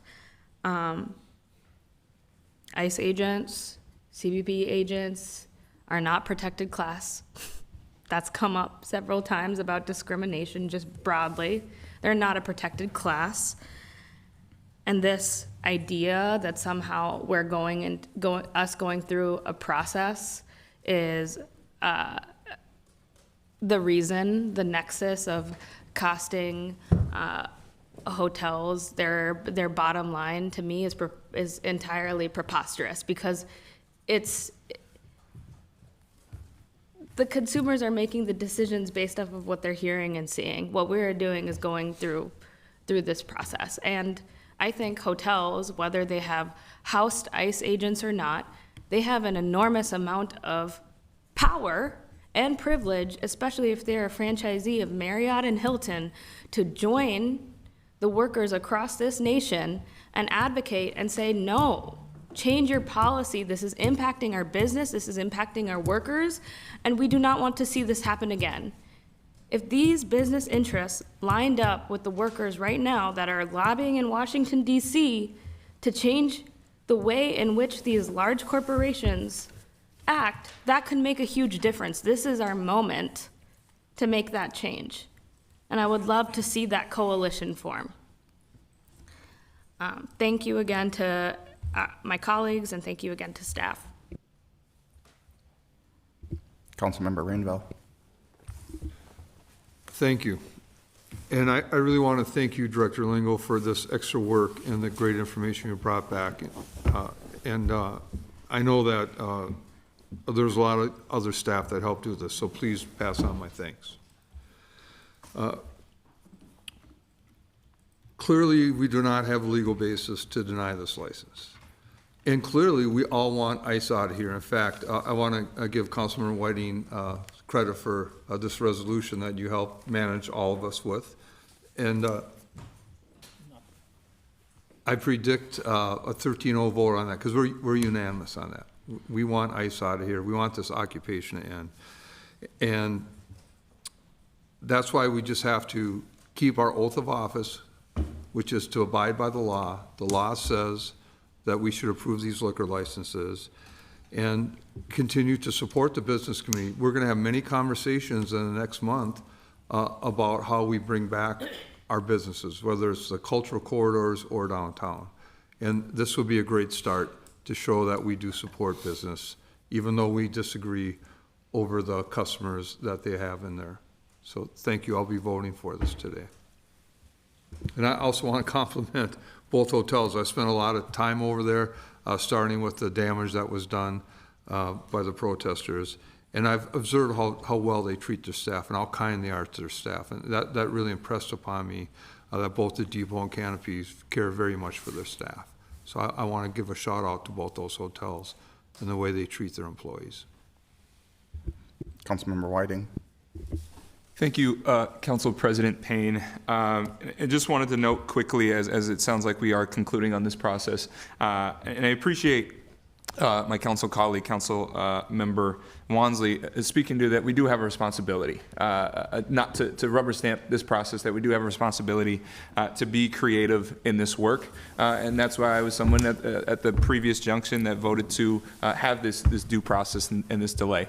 And I think we also have a responsibility as a body to also ensure that and communicate with our residents across the city that we did do that due process, that our staff at Steephead, manager Amy Lingo, did a process, has done a thorough process, and came back with, again, zero recommendation to pull or remove these licenses. And I think that is something that we also have to say. And I appreciate the creativity of my colleagues and my council members up here to figure out ways in which we can combat this occupation of ICE agents in our city. And we'll continue and hope to urge that we are creative in these avenues to continue to do that. And right, I know there's ways that, while ICE agents are here, and we may not be able to revoke a liquor license for cause and have no cause to do so, we do have tools at our belt, and I encourage us to look through those and join in a spirit of collaboration to do that. I know we've looked at how other cities have ensured that while ICE is here, we have to make it as uncomfortable as possible, whether that be, right, if you're staying at our hotels, maybe you're not allowed to park. If you're staying in our city, maybe you can't have a face covering. If you're staying in our city, you can't have these policies in areas and avenues that we do control as a city. And I think we are looking to, and I know the mayor's administration and others are looking at avenues that are creative to ensure that we are making it as uncomfortable for ICE to be in the city. And I think spending our effort within the purview and the jurisdiction that our city does have is fruitful and will be fruitful in not just the months but years to come as well. And so I appreciate all the work that we are doing to try to figure out those creative avenues. Thank you. Seeing no one else left in queue, I will ask the clerk to call the roll on the approval of item number 54. Councilmember Schaefer. Aye. Councilmember Wansley. Aye. Councilmember Shugtai. Nay. Councilmember Whiting. Aye. Councilmember Chowdhury. Aye. Councilmember Stevenson. Aye. Councilmember Rainville. Aye. Councilmember Vita. Aye. Councilmember Palmisano. Aye. Councilmember Chavez. No. Councilmember Warren. Aye. Vice President Osman. Aye. President Payne. Nay. There are 10 ayes and 3 nays. That item, President, I thought this was, I mix up the votes in my head. Can I switch my vote today? I meant to vote nay. sure. Clerks, without objection. Same Council President, same. Yeah. And Councilmember Wansley, does that change the vote outcome? Councilmember Wansley voting nay. Councilmember Chowdhury voting nay. The result is 8 ayes and 5 nays. That item passes, and we will now take up item number 55, which is suspending procurement requirements for Operation Metro Surge. Is there any discussion on this item? Councilmember Chugtai. Thank you, Mr. President.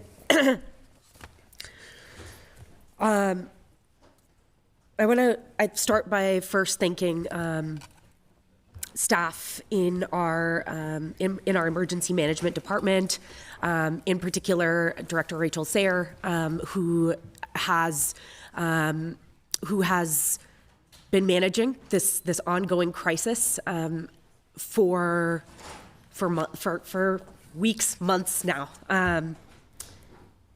Thank you for all of your work and for bringing this item forward.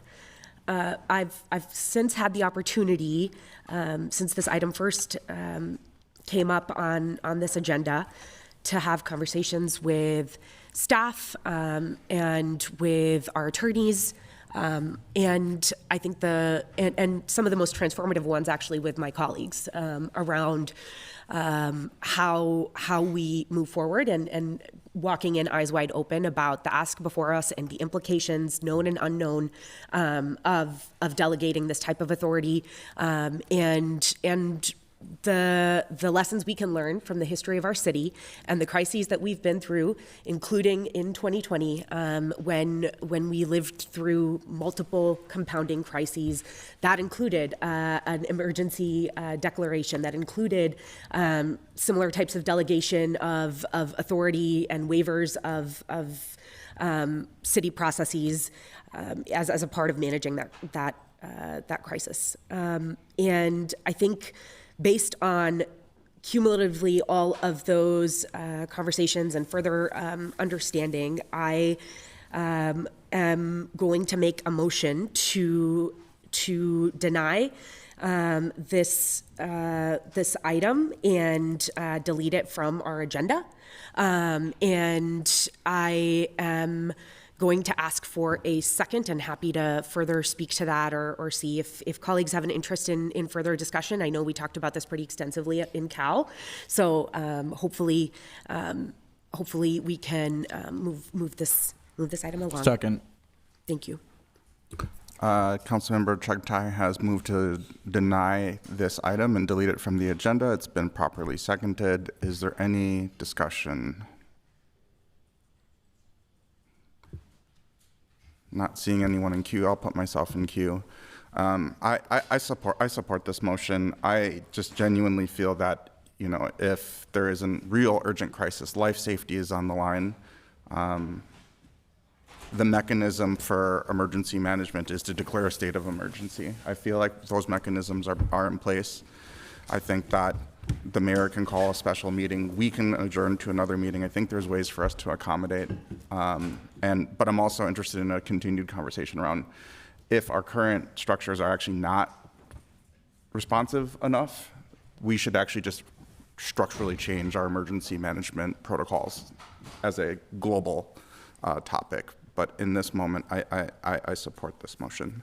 And seeing no one else left in queue, Mr. Clerk? Mr. President, I just want to clarify the intent of the motion with the maker, and that is there were two words used, a denial and a delete from the agenda, which are two different things and not necessarily related. The motion to delete from the agenda is to remove from council's consideration with no dispositive action. A denial is still technically an action and would need to be packaged as an official act to the council or to the mayor. So I'm understanding what you're doing is deleting this from the agenda. That's correct, sir. Thank you. Vice President Osmond. Sorry, I was trying to get clarification. The presentation we have received and the request from the Director of Emergency, we're denying that item? Okay. Seeing no one else left in queue, I'll ask the clerk to call the roll on the motion to delete the item from the agenda. Councilmember Schaefer. No. Councilmember Wansley. Aye. Councilmember Shugtai. Aye. Councilmember Whiting. No. Councilmember Chowdhury. Aye. Councilmember Stevenson. Aye. Councilmember Rainville. No. Councilmember Vita. No. Councilmember Palmisano. Aye. Councilmember Chavez. Aye. Councilmember Warren. No. Vice President Osmond. No. President Payne. I'm sorry, Mr. President. Aye. There are 7 ayes and 6 nays. That motion passes, and that item will be deleted from the agenda. Next, we have item number 57, support for small business resolution. And now to clarify, is it 56 or 57 that we're taking up? I'm sorry, Mr. President, what item are we on now? Are you asking me what item we're on? Is that the question? Yeah. Number 56 is the Minneapolis Small Business Resiliency Fund. This is a resolution to amend the budget to redistribute downtown asset funds. All right. Okay, was it 57 that was pulled out? Okay, 57 was pulled out, which is the resolution, not the budget amendment.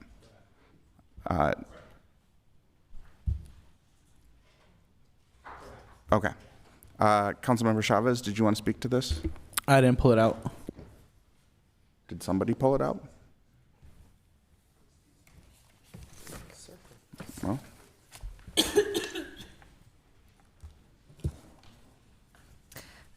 Well, let's just go ahead and call the roll. I got nobody in queue. Point of question, Councilmember, Council President. Could you just explain what's before us? I'm sorry, I feel confused.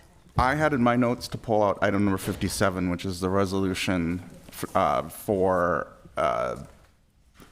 calling for support for small businesses from other layers of government. So that means we voted on 56. So we already voted on 56 as part of the consent. Okay. Yeah. Okay. Let's just go ahead and call the roll just to make sure. Councilmember Schaefer, did you pulled this? I didn't pull it. No. Okay. Well, then go ahead, Councilmember Schaefer. I would like to understand if someone could speak to how the legislative directive dovetails with this, if those are two separate motions.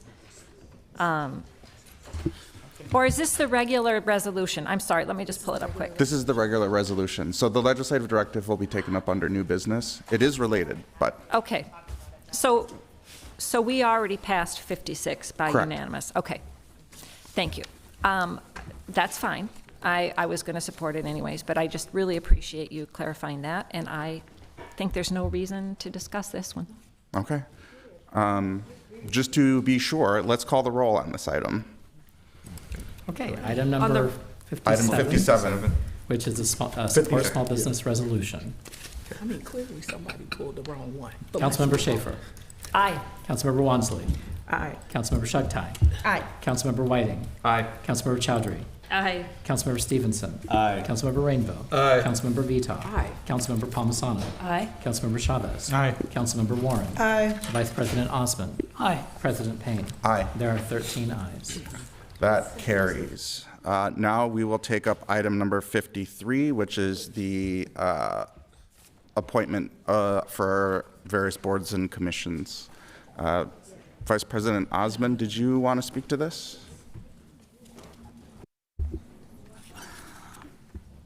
I had a conversation, both council members really completely understand why each one want to serve this role, and I'm still trying to find a way to compromise, and I really respect the history and Ward 7 being part of it, downtown being a big part of Minneapolis. At the same time, cultural corridors and having Councilmember Wansley and her work continue to advocate other part of the city. That is something that I wanted to have that conversation, but I see two other members in there. And I see Council President Payne, and also I see Councilmember Rainville. Are any of them willing to free that space to have both of the council members get in? Is that some conversation we can have? Payne, Council President Payne. I'd like to continue in that role. Okay, all right, I guess we're ready to take the vote then. Councilmember Rainville? Rainville? What are you asking me to do? What I'm asking is that both council members have shown me the willingness and how important it is for them to serve this committee. I'm asking you, is this something you will consider having unappoint yourself, or like, I guess, step down to show the interest? Okay, I understand now, thank you. So Councilmember Osman, I worked for that organization for 35 years. I know it in and out more than any other employee there. Good point. And I think my knowledge would be very valuable to this, so I am not willing to step aside. And I appreciate you saying that, no? Okay. And just for clarity, where we last left off on this item before we tabled it was a motion by Councilmember Schaefer to amend the membership of the Executive Committee of Minneapolis to add herself and remove Councilmember Wansley. That's where we're going to pick up on. So for those folks in queue, that's what we're discussing. Councilmember Palmisano. If useful, I heard you say, Council President, that there's generally an issue with council members being able to prioritize their outside appointments and to make quorum on some of these committees. So it does seem like a perfect reason to appoint someone who doesn't have a bunch of other leadership roles in committees right now. And seeing no one else left in queue on the amendment for the Meet Minneapolis Executive Committee, I will ask the clerk to call the roll. Amendment 2. To the amendment to replace Councilmember Wansley with Councilmember Schaefer for the Executive Committee of Meet Minneapolis, the clerk will call the roll. Councilmember Schaefer. Aye. Councilmember Wansley. Nay. Councilmember Shugtai. Nay. Councilmember Whiting. Aye. Councilmember Chowdhury. No. Councilmember Stevenson. Nay. Councilmember Rainville. Aye. Councilmember Vita. Aye. Councilmember Palmisano. Aye. Councilmember Chavez. No. Councilmember Warren. Aye. Vice President Osman. Aye. President Payne. Nay. There are 7 ayes and 6 nays. That carries, and that amendment will be adopted. Are there any other discussions on the rest of these? Councilmember Vita. Thank you, Chair. I just wanted to pass the baton to Councilmember Chuck Ty for the MBC. I got to serve on the MBC for 2 years. I did ask to be reappointed. The president lied to me and told me he would. He didn't, but I'm okay with that. I'm happy that you're going to be serving on this board. At first, I was upset about it, but when I reflected, I thought this might be a great opportunity for someone new to come in with fresh eyes, fresh ideas, and work towards the goal of protecting our workers. That was one of the reasons why I wanted to be on that board. The staff at the NBC asked me to be on that board, and not certain staff, all staff from every department on the NBC. And I have not had any progress with the county commissioners on that board. Every time I've come to them and ask them to do something in protection of our workers, I've hit a brick wall. So I'm hoping you can go on that board. I'm sure you have a better relationship with them than I do, so I'm hoping you can go on that board. It's a 4-person board. It's myself, it's the mayor, and it's 2 county commissioners. And I haven't had any success with getting them to help protect our workers. They actually do a lot of deflecting. And to the point about quorum, actually one of them tried to change quorum, and that's not acceptable at the state level. So I'm really hoping that you can go on there and do some creative things, protect our workers, get people to show up. Maybe they'll be more excited to see you there, and they'll show up on time and show up at all, so that we can have a quorum at an 8:30 meeting in the morning. So I'm looking forward to checking in with you on a regular basis to see how the NBC board is going. One of the things that I wanted to make sure I saw through too by sitting on that board was our Restack program, and the way the offices have been changed around.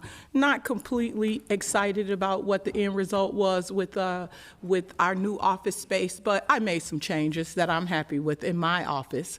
And so happy to pass the baton. I have an actual baton in my office that I'm going to hand to you at some point. Happy to pass the baton to you. Hope that you love it. And I know that you'll stand up for our workers on that board. And I really do hope that you can kind of break the glass ceiling of getting the county on board. It's always been challenging for me because we're in this building and they're not, and they have a whole lot of authority of what we get to do in our building. So this is how you make lemonade out of lemons, right? Like, I was upset, but I'm not, because I have full faith and your abilities to go on here on this board and make some really good, I like strong lemonade, not weak lemonade. So I have full belief that you are going to go on here and really do some things, and our workers are going to feel protected, and our building is going to be under our authority at some point, and not the county making security decisions and all these things for us that, the average person doesn't understand. Like, they have a lot of authority over how we're secured in this building, and that meant something to me. A lot of you on this dais know there's incidents that's happened in this building behind the scenes that people don't know about, and it meant a great deal to me to be able to sit in those rooms and say, this is how I think we should be protected. So I'm looking forward to checking in with you regularly on how things are going at the NBC. Councilmember Stevenson. This feels a little silly to bring up, but firstly, I wanted to say thank you to you, President, for putting this together. I took it upon myself to reach out to you multiple times about which boards and commissions I wanted to be on, and thank you for listening to me on that. I am a little worried about my ability to make all of the meetings on all these boards, and I want to ask if anyone else wants to be on the Midtown Bridges Working Group. I am happy to give that one up if somebody wants it. I just want to make sure that I can actually make all the meetings that I'm supposed to be in. Is there anybody interested in being on the Midtown Bridges? It doesn't exist, Councilmember Chavez? I've been on there for years. It doesn't even. It never meets. Let's think. All right. All right. Thank you. Thank you for clarifying. I'm on a commission that doesn't meet. Vice President Dosman. All right. Thank you, Council President, for also putting this together. I did ask a while back that I want to be part of Heading Home Hennepin, and I was a member of that for many years. And now I see I'm not on the list, but if that is something that members, especially Councilmember Chowdhury and Stevenson, can consider, I'll take that. If not, then no problem. Council members Chowdhury or Stevenson are interested in rolling off of Heading Home Hennepin?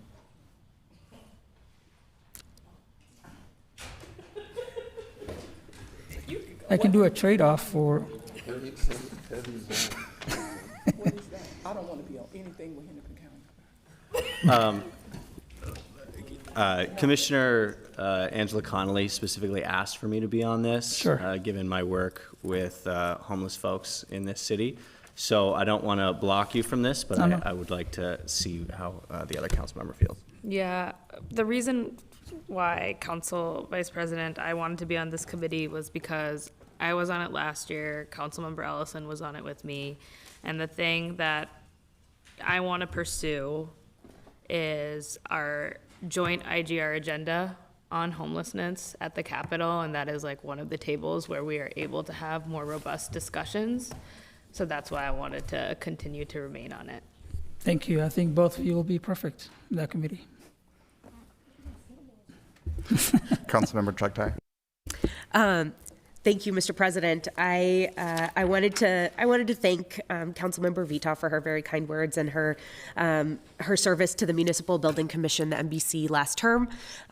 She followed in the footsteps of former Councilmember Lisa Goodman, who was on the MBC board for a long, long time, and I think I'm really excited to take this role on this term, and I think that I hope to at least continue in the legacy of these two brilliant women who, I think there's a lot that sets us apart from each other, but a couple things that all three of us have in common is being first fiercely unapologetic in our position, and standing 10 toes down on the things that we feel is what needs to happen, what needs to get done. And so in that way, I think the council representation on the Municipal Building Commission will continue. And so thank you very much, and excited to talk to you very regularly about this, among other things. Thank you, Mr. President. Councilmember Chowdhury. Thank you, Mr. President. So I do not want to be added to anything, but I did want to just speak to my colleagues on the Minnehaha Creek Watershed Policy Steering Committee, Councilmember Palmisano and Councilmember Whiting. I believe that there is an available seat there for the 12th Ward. I think we changed that, so there could be. I did not vie for it because I do not have the capacity to do it. However, I do have several constituents who are interested in this matter and would really appreciate if you would just work with me to get updates from the committee. And when the committee dates come up, I would just like to know, just so if there's a staff member from my office that could attend, but honestly, like just checking in about what's moving forward would be greatly appreciated. Seeing no one else left in queue, I will ask the clerk to call the roll on item number 53 as amended. Councilmember Schaefer. Aye. Councilmember Wansley. Aye. Councilmember Chugtai. Aye. Councilmember Whiting. Aye. Councilmember Chowdhury. Aye. Councilmember Stevenson. Aye. Councilmember Rainville. Aye. Councilmember Vita. Aye. Councilmember Palmisano. Aye. Councilmember Chavez. Aye. Councilmember Warren. Aye. Vice President Osman. Aye. President Payne. Aye. There are 13 ayes. That carries, and that completes our agenda on those items. The next order of business is notice of ordinance introductions. We have two notices today. First, Councilmember Chavez, Chowdhury, and Chugtai give notice of intent to introduce at the next regular meeting the City Council the subject matter of 2 ordinances that propose to codify the city's status as a city that welcomes and protects people of all genders. Second, council members Chavez, Chowdhury, and Chugtai and Osman give notice of intent to introduce at the next regular meeting of the City Council the subject matter of an ordinance amending the housing code, prohibiting inquiries into immigration status during the rental screening process and creating protections for tenants against retaliation based on immigration status. Are there any questions about those notices? Those notices are hereby given and no further action is required at this time. The next order of business is the introduction and referral calendar. We have 35 items on the agenda today. First, pursuant to notice, council members Chavez, Chowdhury, Wansley, Payne, and Stevenson move to introduce the subject matter of an ordinance amending the Health and Sanitation Code for first reading and referral to the Public Health, Safety, and Equity Committee, decriminalizing the possession of drug paraphernalia.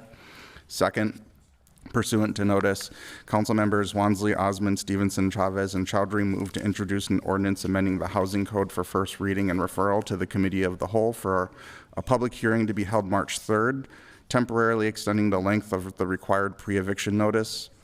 Third, pursuant to notice, Council Vice President Osman moves to introduce the subject matter of an ordinance amending Title 13, Chapter 319 of the Minneapolis Code of Ordinances relating to the Licenses and Business Regulations Code for first reading and referral to the Business Housing and Zoning Committee, amending the regulation of alcohol on licensed parking lot premises. Fourth, pursuant to notice, Councilmember Chugtai moves to introduce the subject matter of an ordinance amending the Housing Code for first reading and referral to the Business Housing and Zoning Committee, amending Section 244.285 to add regulations regarding owner entry into a rented dwelling unit. Items 5 through 35 are various ordinances, legislative directives, and staff directives that were not dispensed with in the 2024-2025 council term and are being proposed for reintroduction by the council members listed on the agenda. The ordinances, items 5 through 16, are being proposed for reintroduction and referral to the committees as listed on the agenda, continue the drafting process in our current council term. I'll also note that Councilmember Chowdhury added two additional ordinances not listed on the agenda related to restrictive covenants removal and firearm regulations, and Councilmember Chugtai added 2 ordinances related to tenant protections and earned safe and sick time modifications. And Mr. President, you'll remember that I added 3 from Councilmember Rainville that also will be reintroduced. I'm sorry that I didn't catch that earlier. Yep, that's correct. The legislative directives, items 17 through 28, are before us to consider reapproval. If the council approves them, they will be resubmitted to the mayor for approval, then directed to the committees listed on the expired directives report for report back in future council cycles. The staff directives, items 29 through 35, are also before us to consider reapproval. If approved by council today, these items will be directed to the committee listed on the expired directives report for reports back in future council cycles from the legislative department and the city attorney's office. May I have a motion to approve these introductions, including the 4 plus 3 from council members Chugtai, Chowdhury, and Rainville? So moved. Is there a second? Council member Chavez. Yeah, Council President Payne, and maybe the clerks can help us with this. There's a lot of these notice introductions and legislative directives that previously had more than one author. So if it's allowable, either I can go through them, or if I can make a motion that would then give authority to the clerk to add authors that were previously added to these notice of intents or legislative directives. There's just authors that have been missing on this because of the way it was proposed. Mr. President, and to Councilmember Chavez, happy to add them back when they're at committee level. We should be bringing those forward in a formal meeting like this, not to avoid quorum issues. Just so everyone's clear, we don't track anybody but a primary author, which is why we pull this directly from LIMS. We don't track co-authors. So happy to add them back in for purposes of awareness, but this was simply expedited to bring it forward, and we only track the official primary author. So that's why it's only the primary author, but happy to add back other co-authors when we get to the committee level at the next meeting. Would you recommend that we submit that so it's ahead of time, or? Perhaps the easiest thing is for the clerks to go ahead and look into the record for council members who are still with this body, since some have changed from the last, add them back in where it's appropriate, and then if they wish to be removed, they can do that, or if other new co-authors want to be added, they can do that too. Perfect, thank you. All right, the clerk will call the roll. Councilmember Schaefer. Aye. Councilmember Wansley. Aye. Councilmember Shugtai. Aye. Councilmember Whiting. Aye. Councilmember Chowdhury. Aye. Councilmember Stevenson. Aye. Councilmember Rainville. Aye. Councilmember Vita. Aye. Councilmember Palmisano. Aye. Councilmember Chavez. Aye. Councilmember Warren. Aye. Vice President Osman. Aye. President Payne.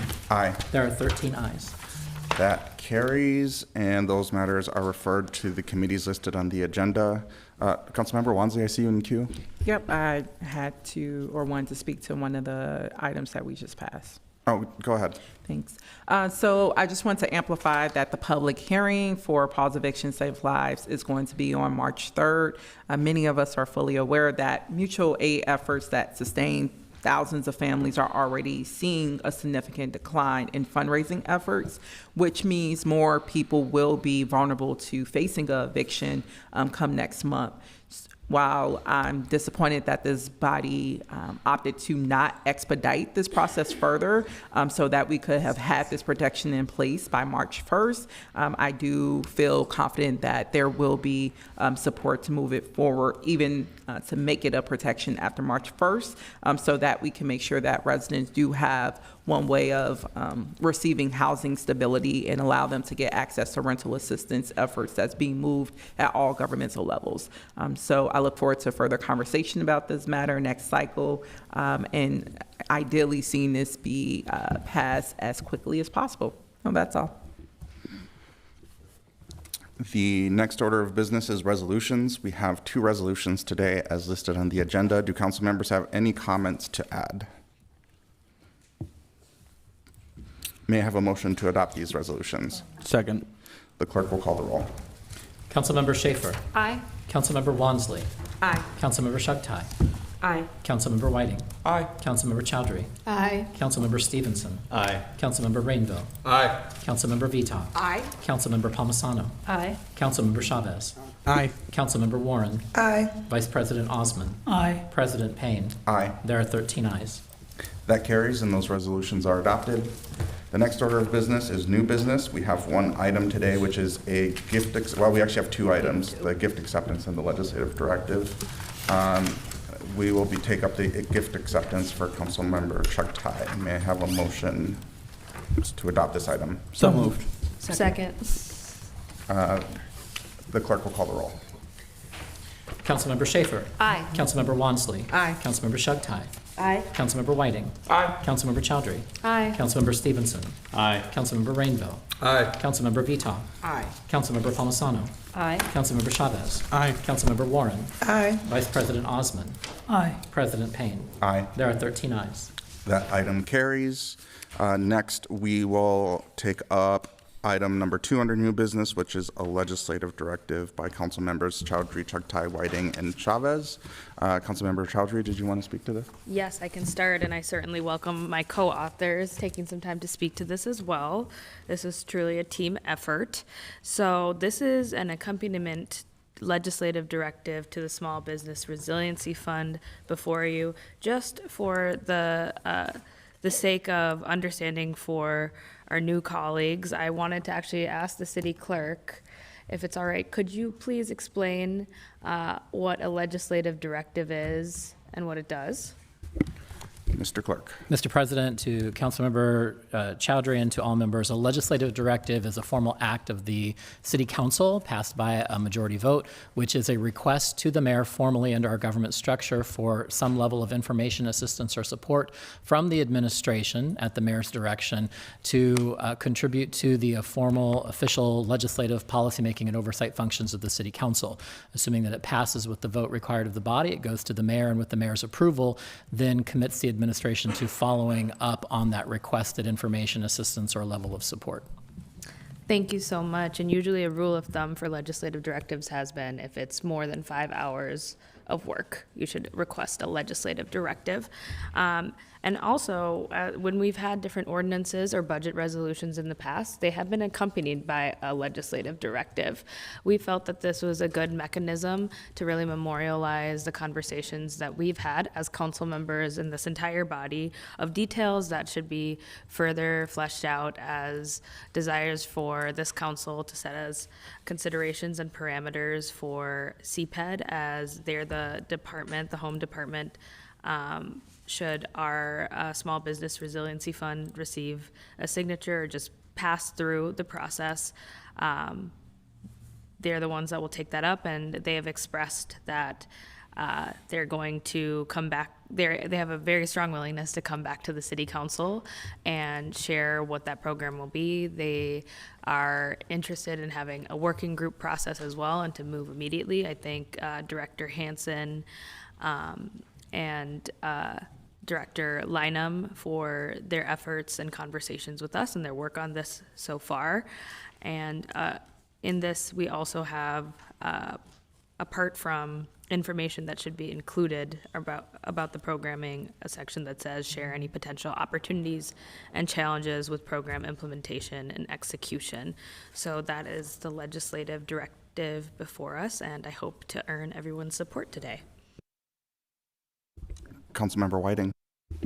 Yes, thank you, President Payne. The only thing I would add here, and thank you, Councilmember Chowdhury, is the kind of language here. I wanted to kind of give a broad picture of ways that these funds could be used to help support our small businesses, and particularly, I think what we are noting that this includes language that says this may include, but is not limited to the information that we see here. And so I think as council members have questions for CPED, and as this kind of goes forward to reach out to CPED as well, if you would like to kind of see some of those processes or ideas float in the air. And so I think trying to give some level of both flexibility and guide rails to what this work and funds are going to be used for. And so fully support this legislative directive going forward as well. Thank you.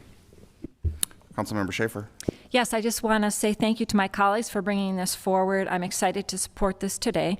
I would really encourage us, I'm looking forward to the aspects that staff will bring forward. I think that I know everyone has learned a lot through the COVID experience that we all had about ways to most impactfully help our small businesses versus just maybe performatively do that. So I am excited to hear what the staff report would be. And I would hope that we as a body would take that expertise seriously when it comes back and move forward quickly in support of whatever best use case scenario that they present to us. But thank you for the extended effort that I know this will be for staff. And I appreciate the opportunity to lean into your expertise as we hear that report. But thank you again to my colleagues. Seeing no one else left in queue, I will ask the clerk to call the roll on the Small Business Resiliency Fund Legislative Directive. Councilmember Schaefer. Aye. Councilmember Wansley. Aye. Councilmember Shugtai. Aye. Councilmember Whiting. Aye. Councilmember Chowdhury. Aye. Councilmember Stevenson. Aye. Councilmember Rainville. Aye. Councilmember Vitoff. Aye. Councilmember Palmisano. Aye. Councilmember Chavez. Aye. Councilmember Warren. Aye. Vice President Osmond. Aye. President Payne. Aye. There are 13 ayes. That carries, and that completes all of our business today. Our next order of business is announcements. Are there any announcements from the council members? Councilmember Rainville. Thank you. So I just want to inform the body here that today is a very special day in Minneapolis. It is Diane Mua Day. So Diane's Place, how many of you have been to Diane's Place restaurant? Well, someday I hope to see every hand up because she's expanding. But why today is so special is because Good Morning America was featuring 50 cities in 50 days, and when they go into a city, they honor a small business. And we all agree that the business community is good. So I got up at 5 this morning to shower and shave and be at Diane's Place with the proclamation that this was her special day. And it was just so great to see the welcoming community in Northeast and the Hmong community. And Diane is so spectacular. She's won 2 James Beard Awards, been nominated for 5. And just last month, Food and Wine magazine voted her the best restaurant in the United States. And that restaurant is right here in our city, in Minneapolis, Minnesota. So I just was so joyed to do that. And if I get a little tired this afternoon, poke me and wake me up. Vice President Osman. Thank you, Council President. Yesterday was the first day of Ramadan, so I wanted to take a moment to wish Eid Mubarak to our Muslim residents in Minneapolis. Ramadan Mubarak to all Muslims in the city of Minneapolis and around the world. So it's a wonderful holiday. It's a joy, family time, and I'm fasting, and some of my colleagues are fasting. So, yeah, thank you. Councilmember Warren. Thank you, Council President. I'm just speaking in this announcement because I want to address the misrepresentation and belief that the statement that I made with respect to a song from 1958 by Sheb Wooley that's on YouTube about the purple people eaters was not to offend my council colleague in any way. I am not on this body to be offensive to my council colleagues in any way. It was a silly song. It was I felt that the request that was being made at the time of council discussion was silly, so I made reference to a silly song. I ran for city council to uplift and empower not only the residents of Ward 5, but residents throughout this entire city. So if there's ever any offense that anyone on this body feels, my door is always open, my phone always answers, and you are more than welcome to speak with me. But I did want to address Soren directly because it was said by other council members that it was offensive to him. Have a lot of respect for you, brother. I was not intending to offend you or any other members of this body in any way. Councilmember Chowdhury. Thank you, President Payne. I also wanted to say Ramadan Mubarak to the Muslim community in Minneapolis, but also the community members who are not Muslim, because I just appreciate the way that this city always shows up for its Muslim neighbors and comes to iftars with us. The support for the Muslim community, our immigrant communities, everything is really tied together in this moment. We have seen record levels of xenophobia and Islamophobia in our country, and that's not changing anytime soon. And I just wanted to say, like, the folks that are standing up and like showing a lot of joy and standing in solidarity with one another, like, you are the absolute antidote to that. So just thank you from the bottom of my heart. I'm so proud to be Muslim. I'm so proud to be on a body that has such a big Muslim caucus on it. Like, it gives me so much joy all of the time to be a part of it. I did fast yesterday. I got a little too ahead of myself, and I had major brain fog, and I struggled, so I was not feeling well this morning, so I'm not fasting. But throughout this month of Ramadan, if you see your Muslim colleagues expressing brain fog, not remembering the items before them, just give us a little bit of grace. We will definitely need the assist. Councilmember Stevenson.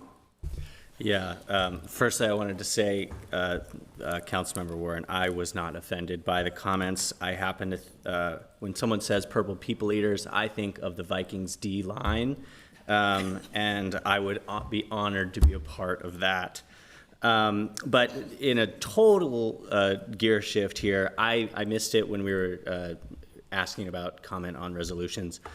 When I was in college, my sophomore year, there was a shooting at my college, and it killed one of the students and injured others. The student who died was a friend of my roommate's, and so I was really touched by the resolution honoring Fletcher this morning. The date that is burned in my memory is June 5th, and this date is burned in their memory. So I just wanted to highlight that this is something that is, it's afflicted our country for a long time, and I'm horrified that it's here in Minneapolis, and that I was a child who grew up, doing active shooter drills, and now I'm an adult who is doing resolutions for children who were murdered in school. And so may we all commit ourselves to a world where children don't get murdered in school and college students don't get murdered in college. Thank you. Mr. Clerk. With the council's indulgence, little history to add to today's meeting. Today was the date of the first election ever held in the city of Minneapolis after its incorporation. So it was the first election held for city officials in the city of Minneapolis. And at that time, Doralice Morrison was elected first mayor of the city of Minneapolis. There were only 4 wards at that time, but each ward had 3 council members. So we had a 12-member body, 3 council members per ward, plus Mr. Morrison as the first mayor. And I just wanted to, since it was a council day, bring a little bit of that history forward to share with the body. Thank you for that history lesson. I'm not seeing anyone else in queue, so with that, we've completed our business today, and with nothing further to come before the council, and without objection, this meeting is hereby adjourned.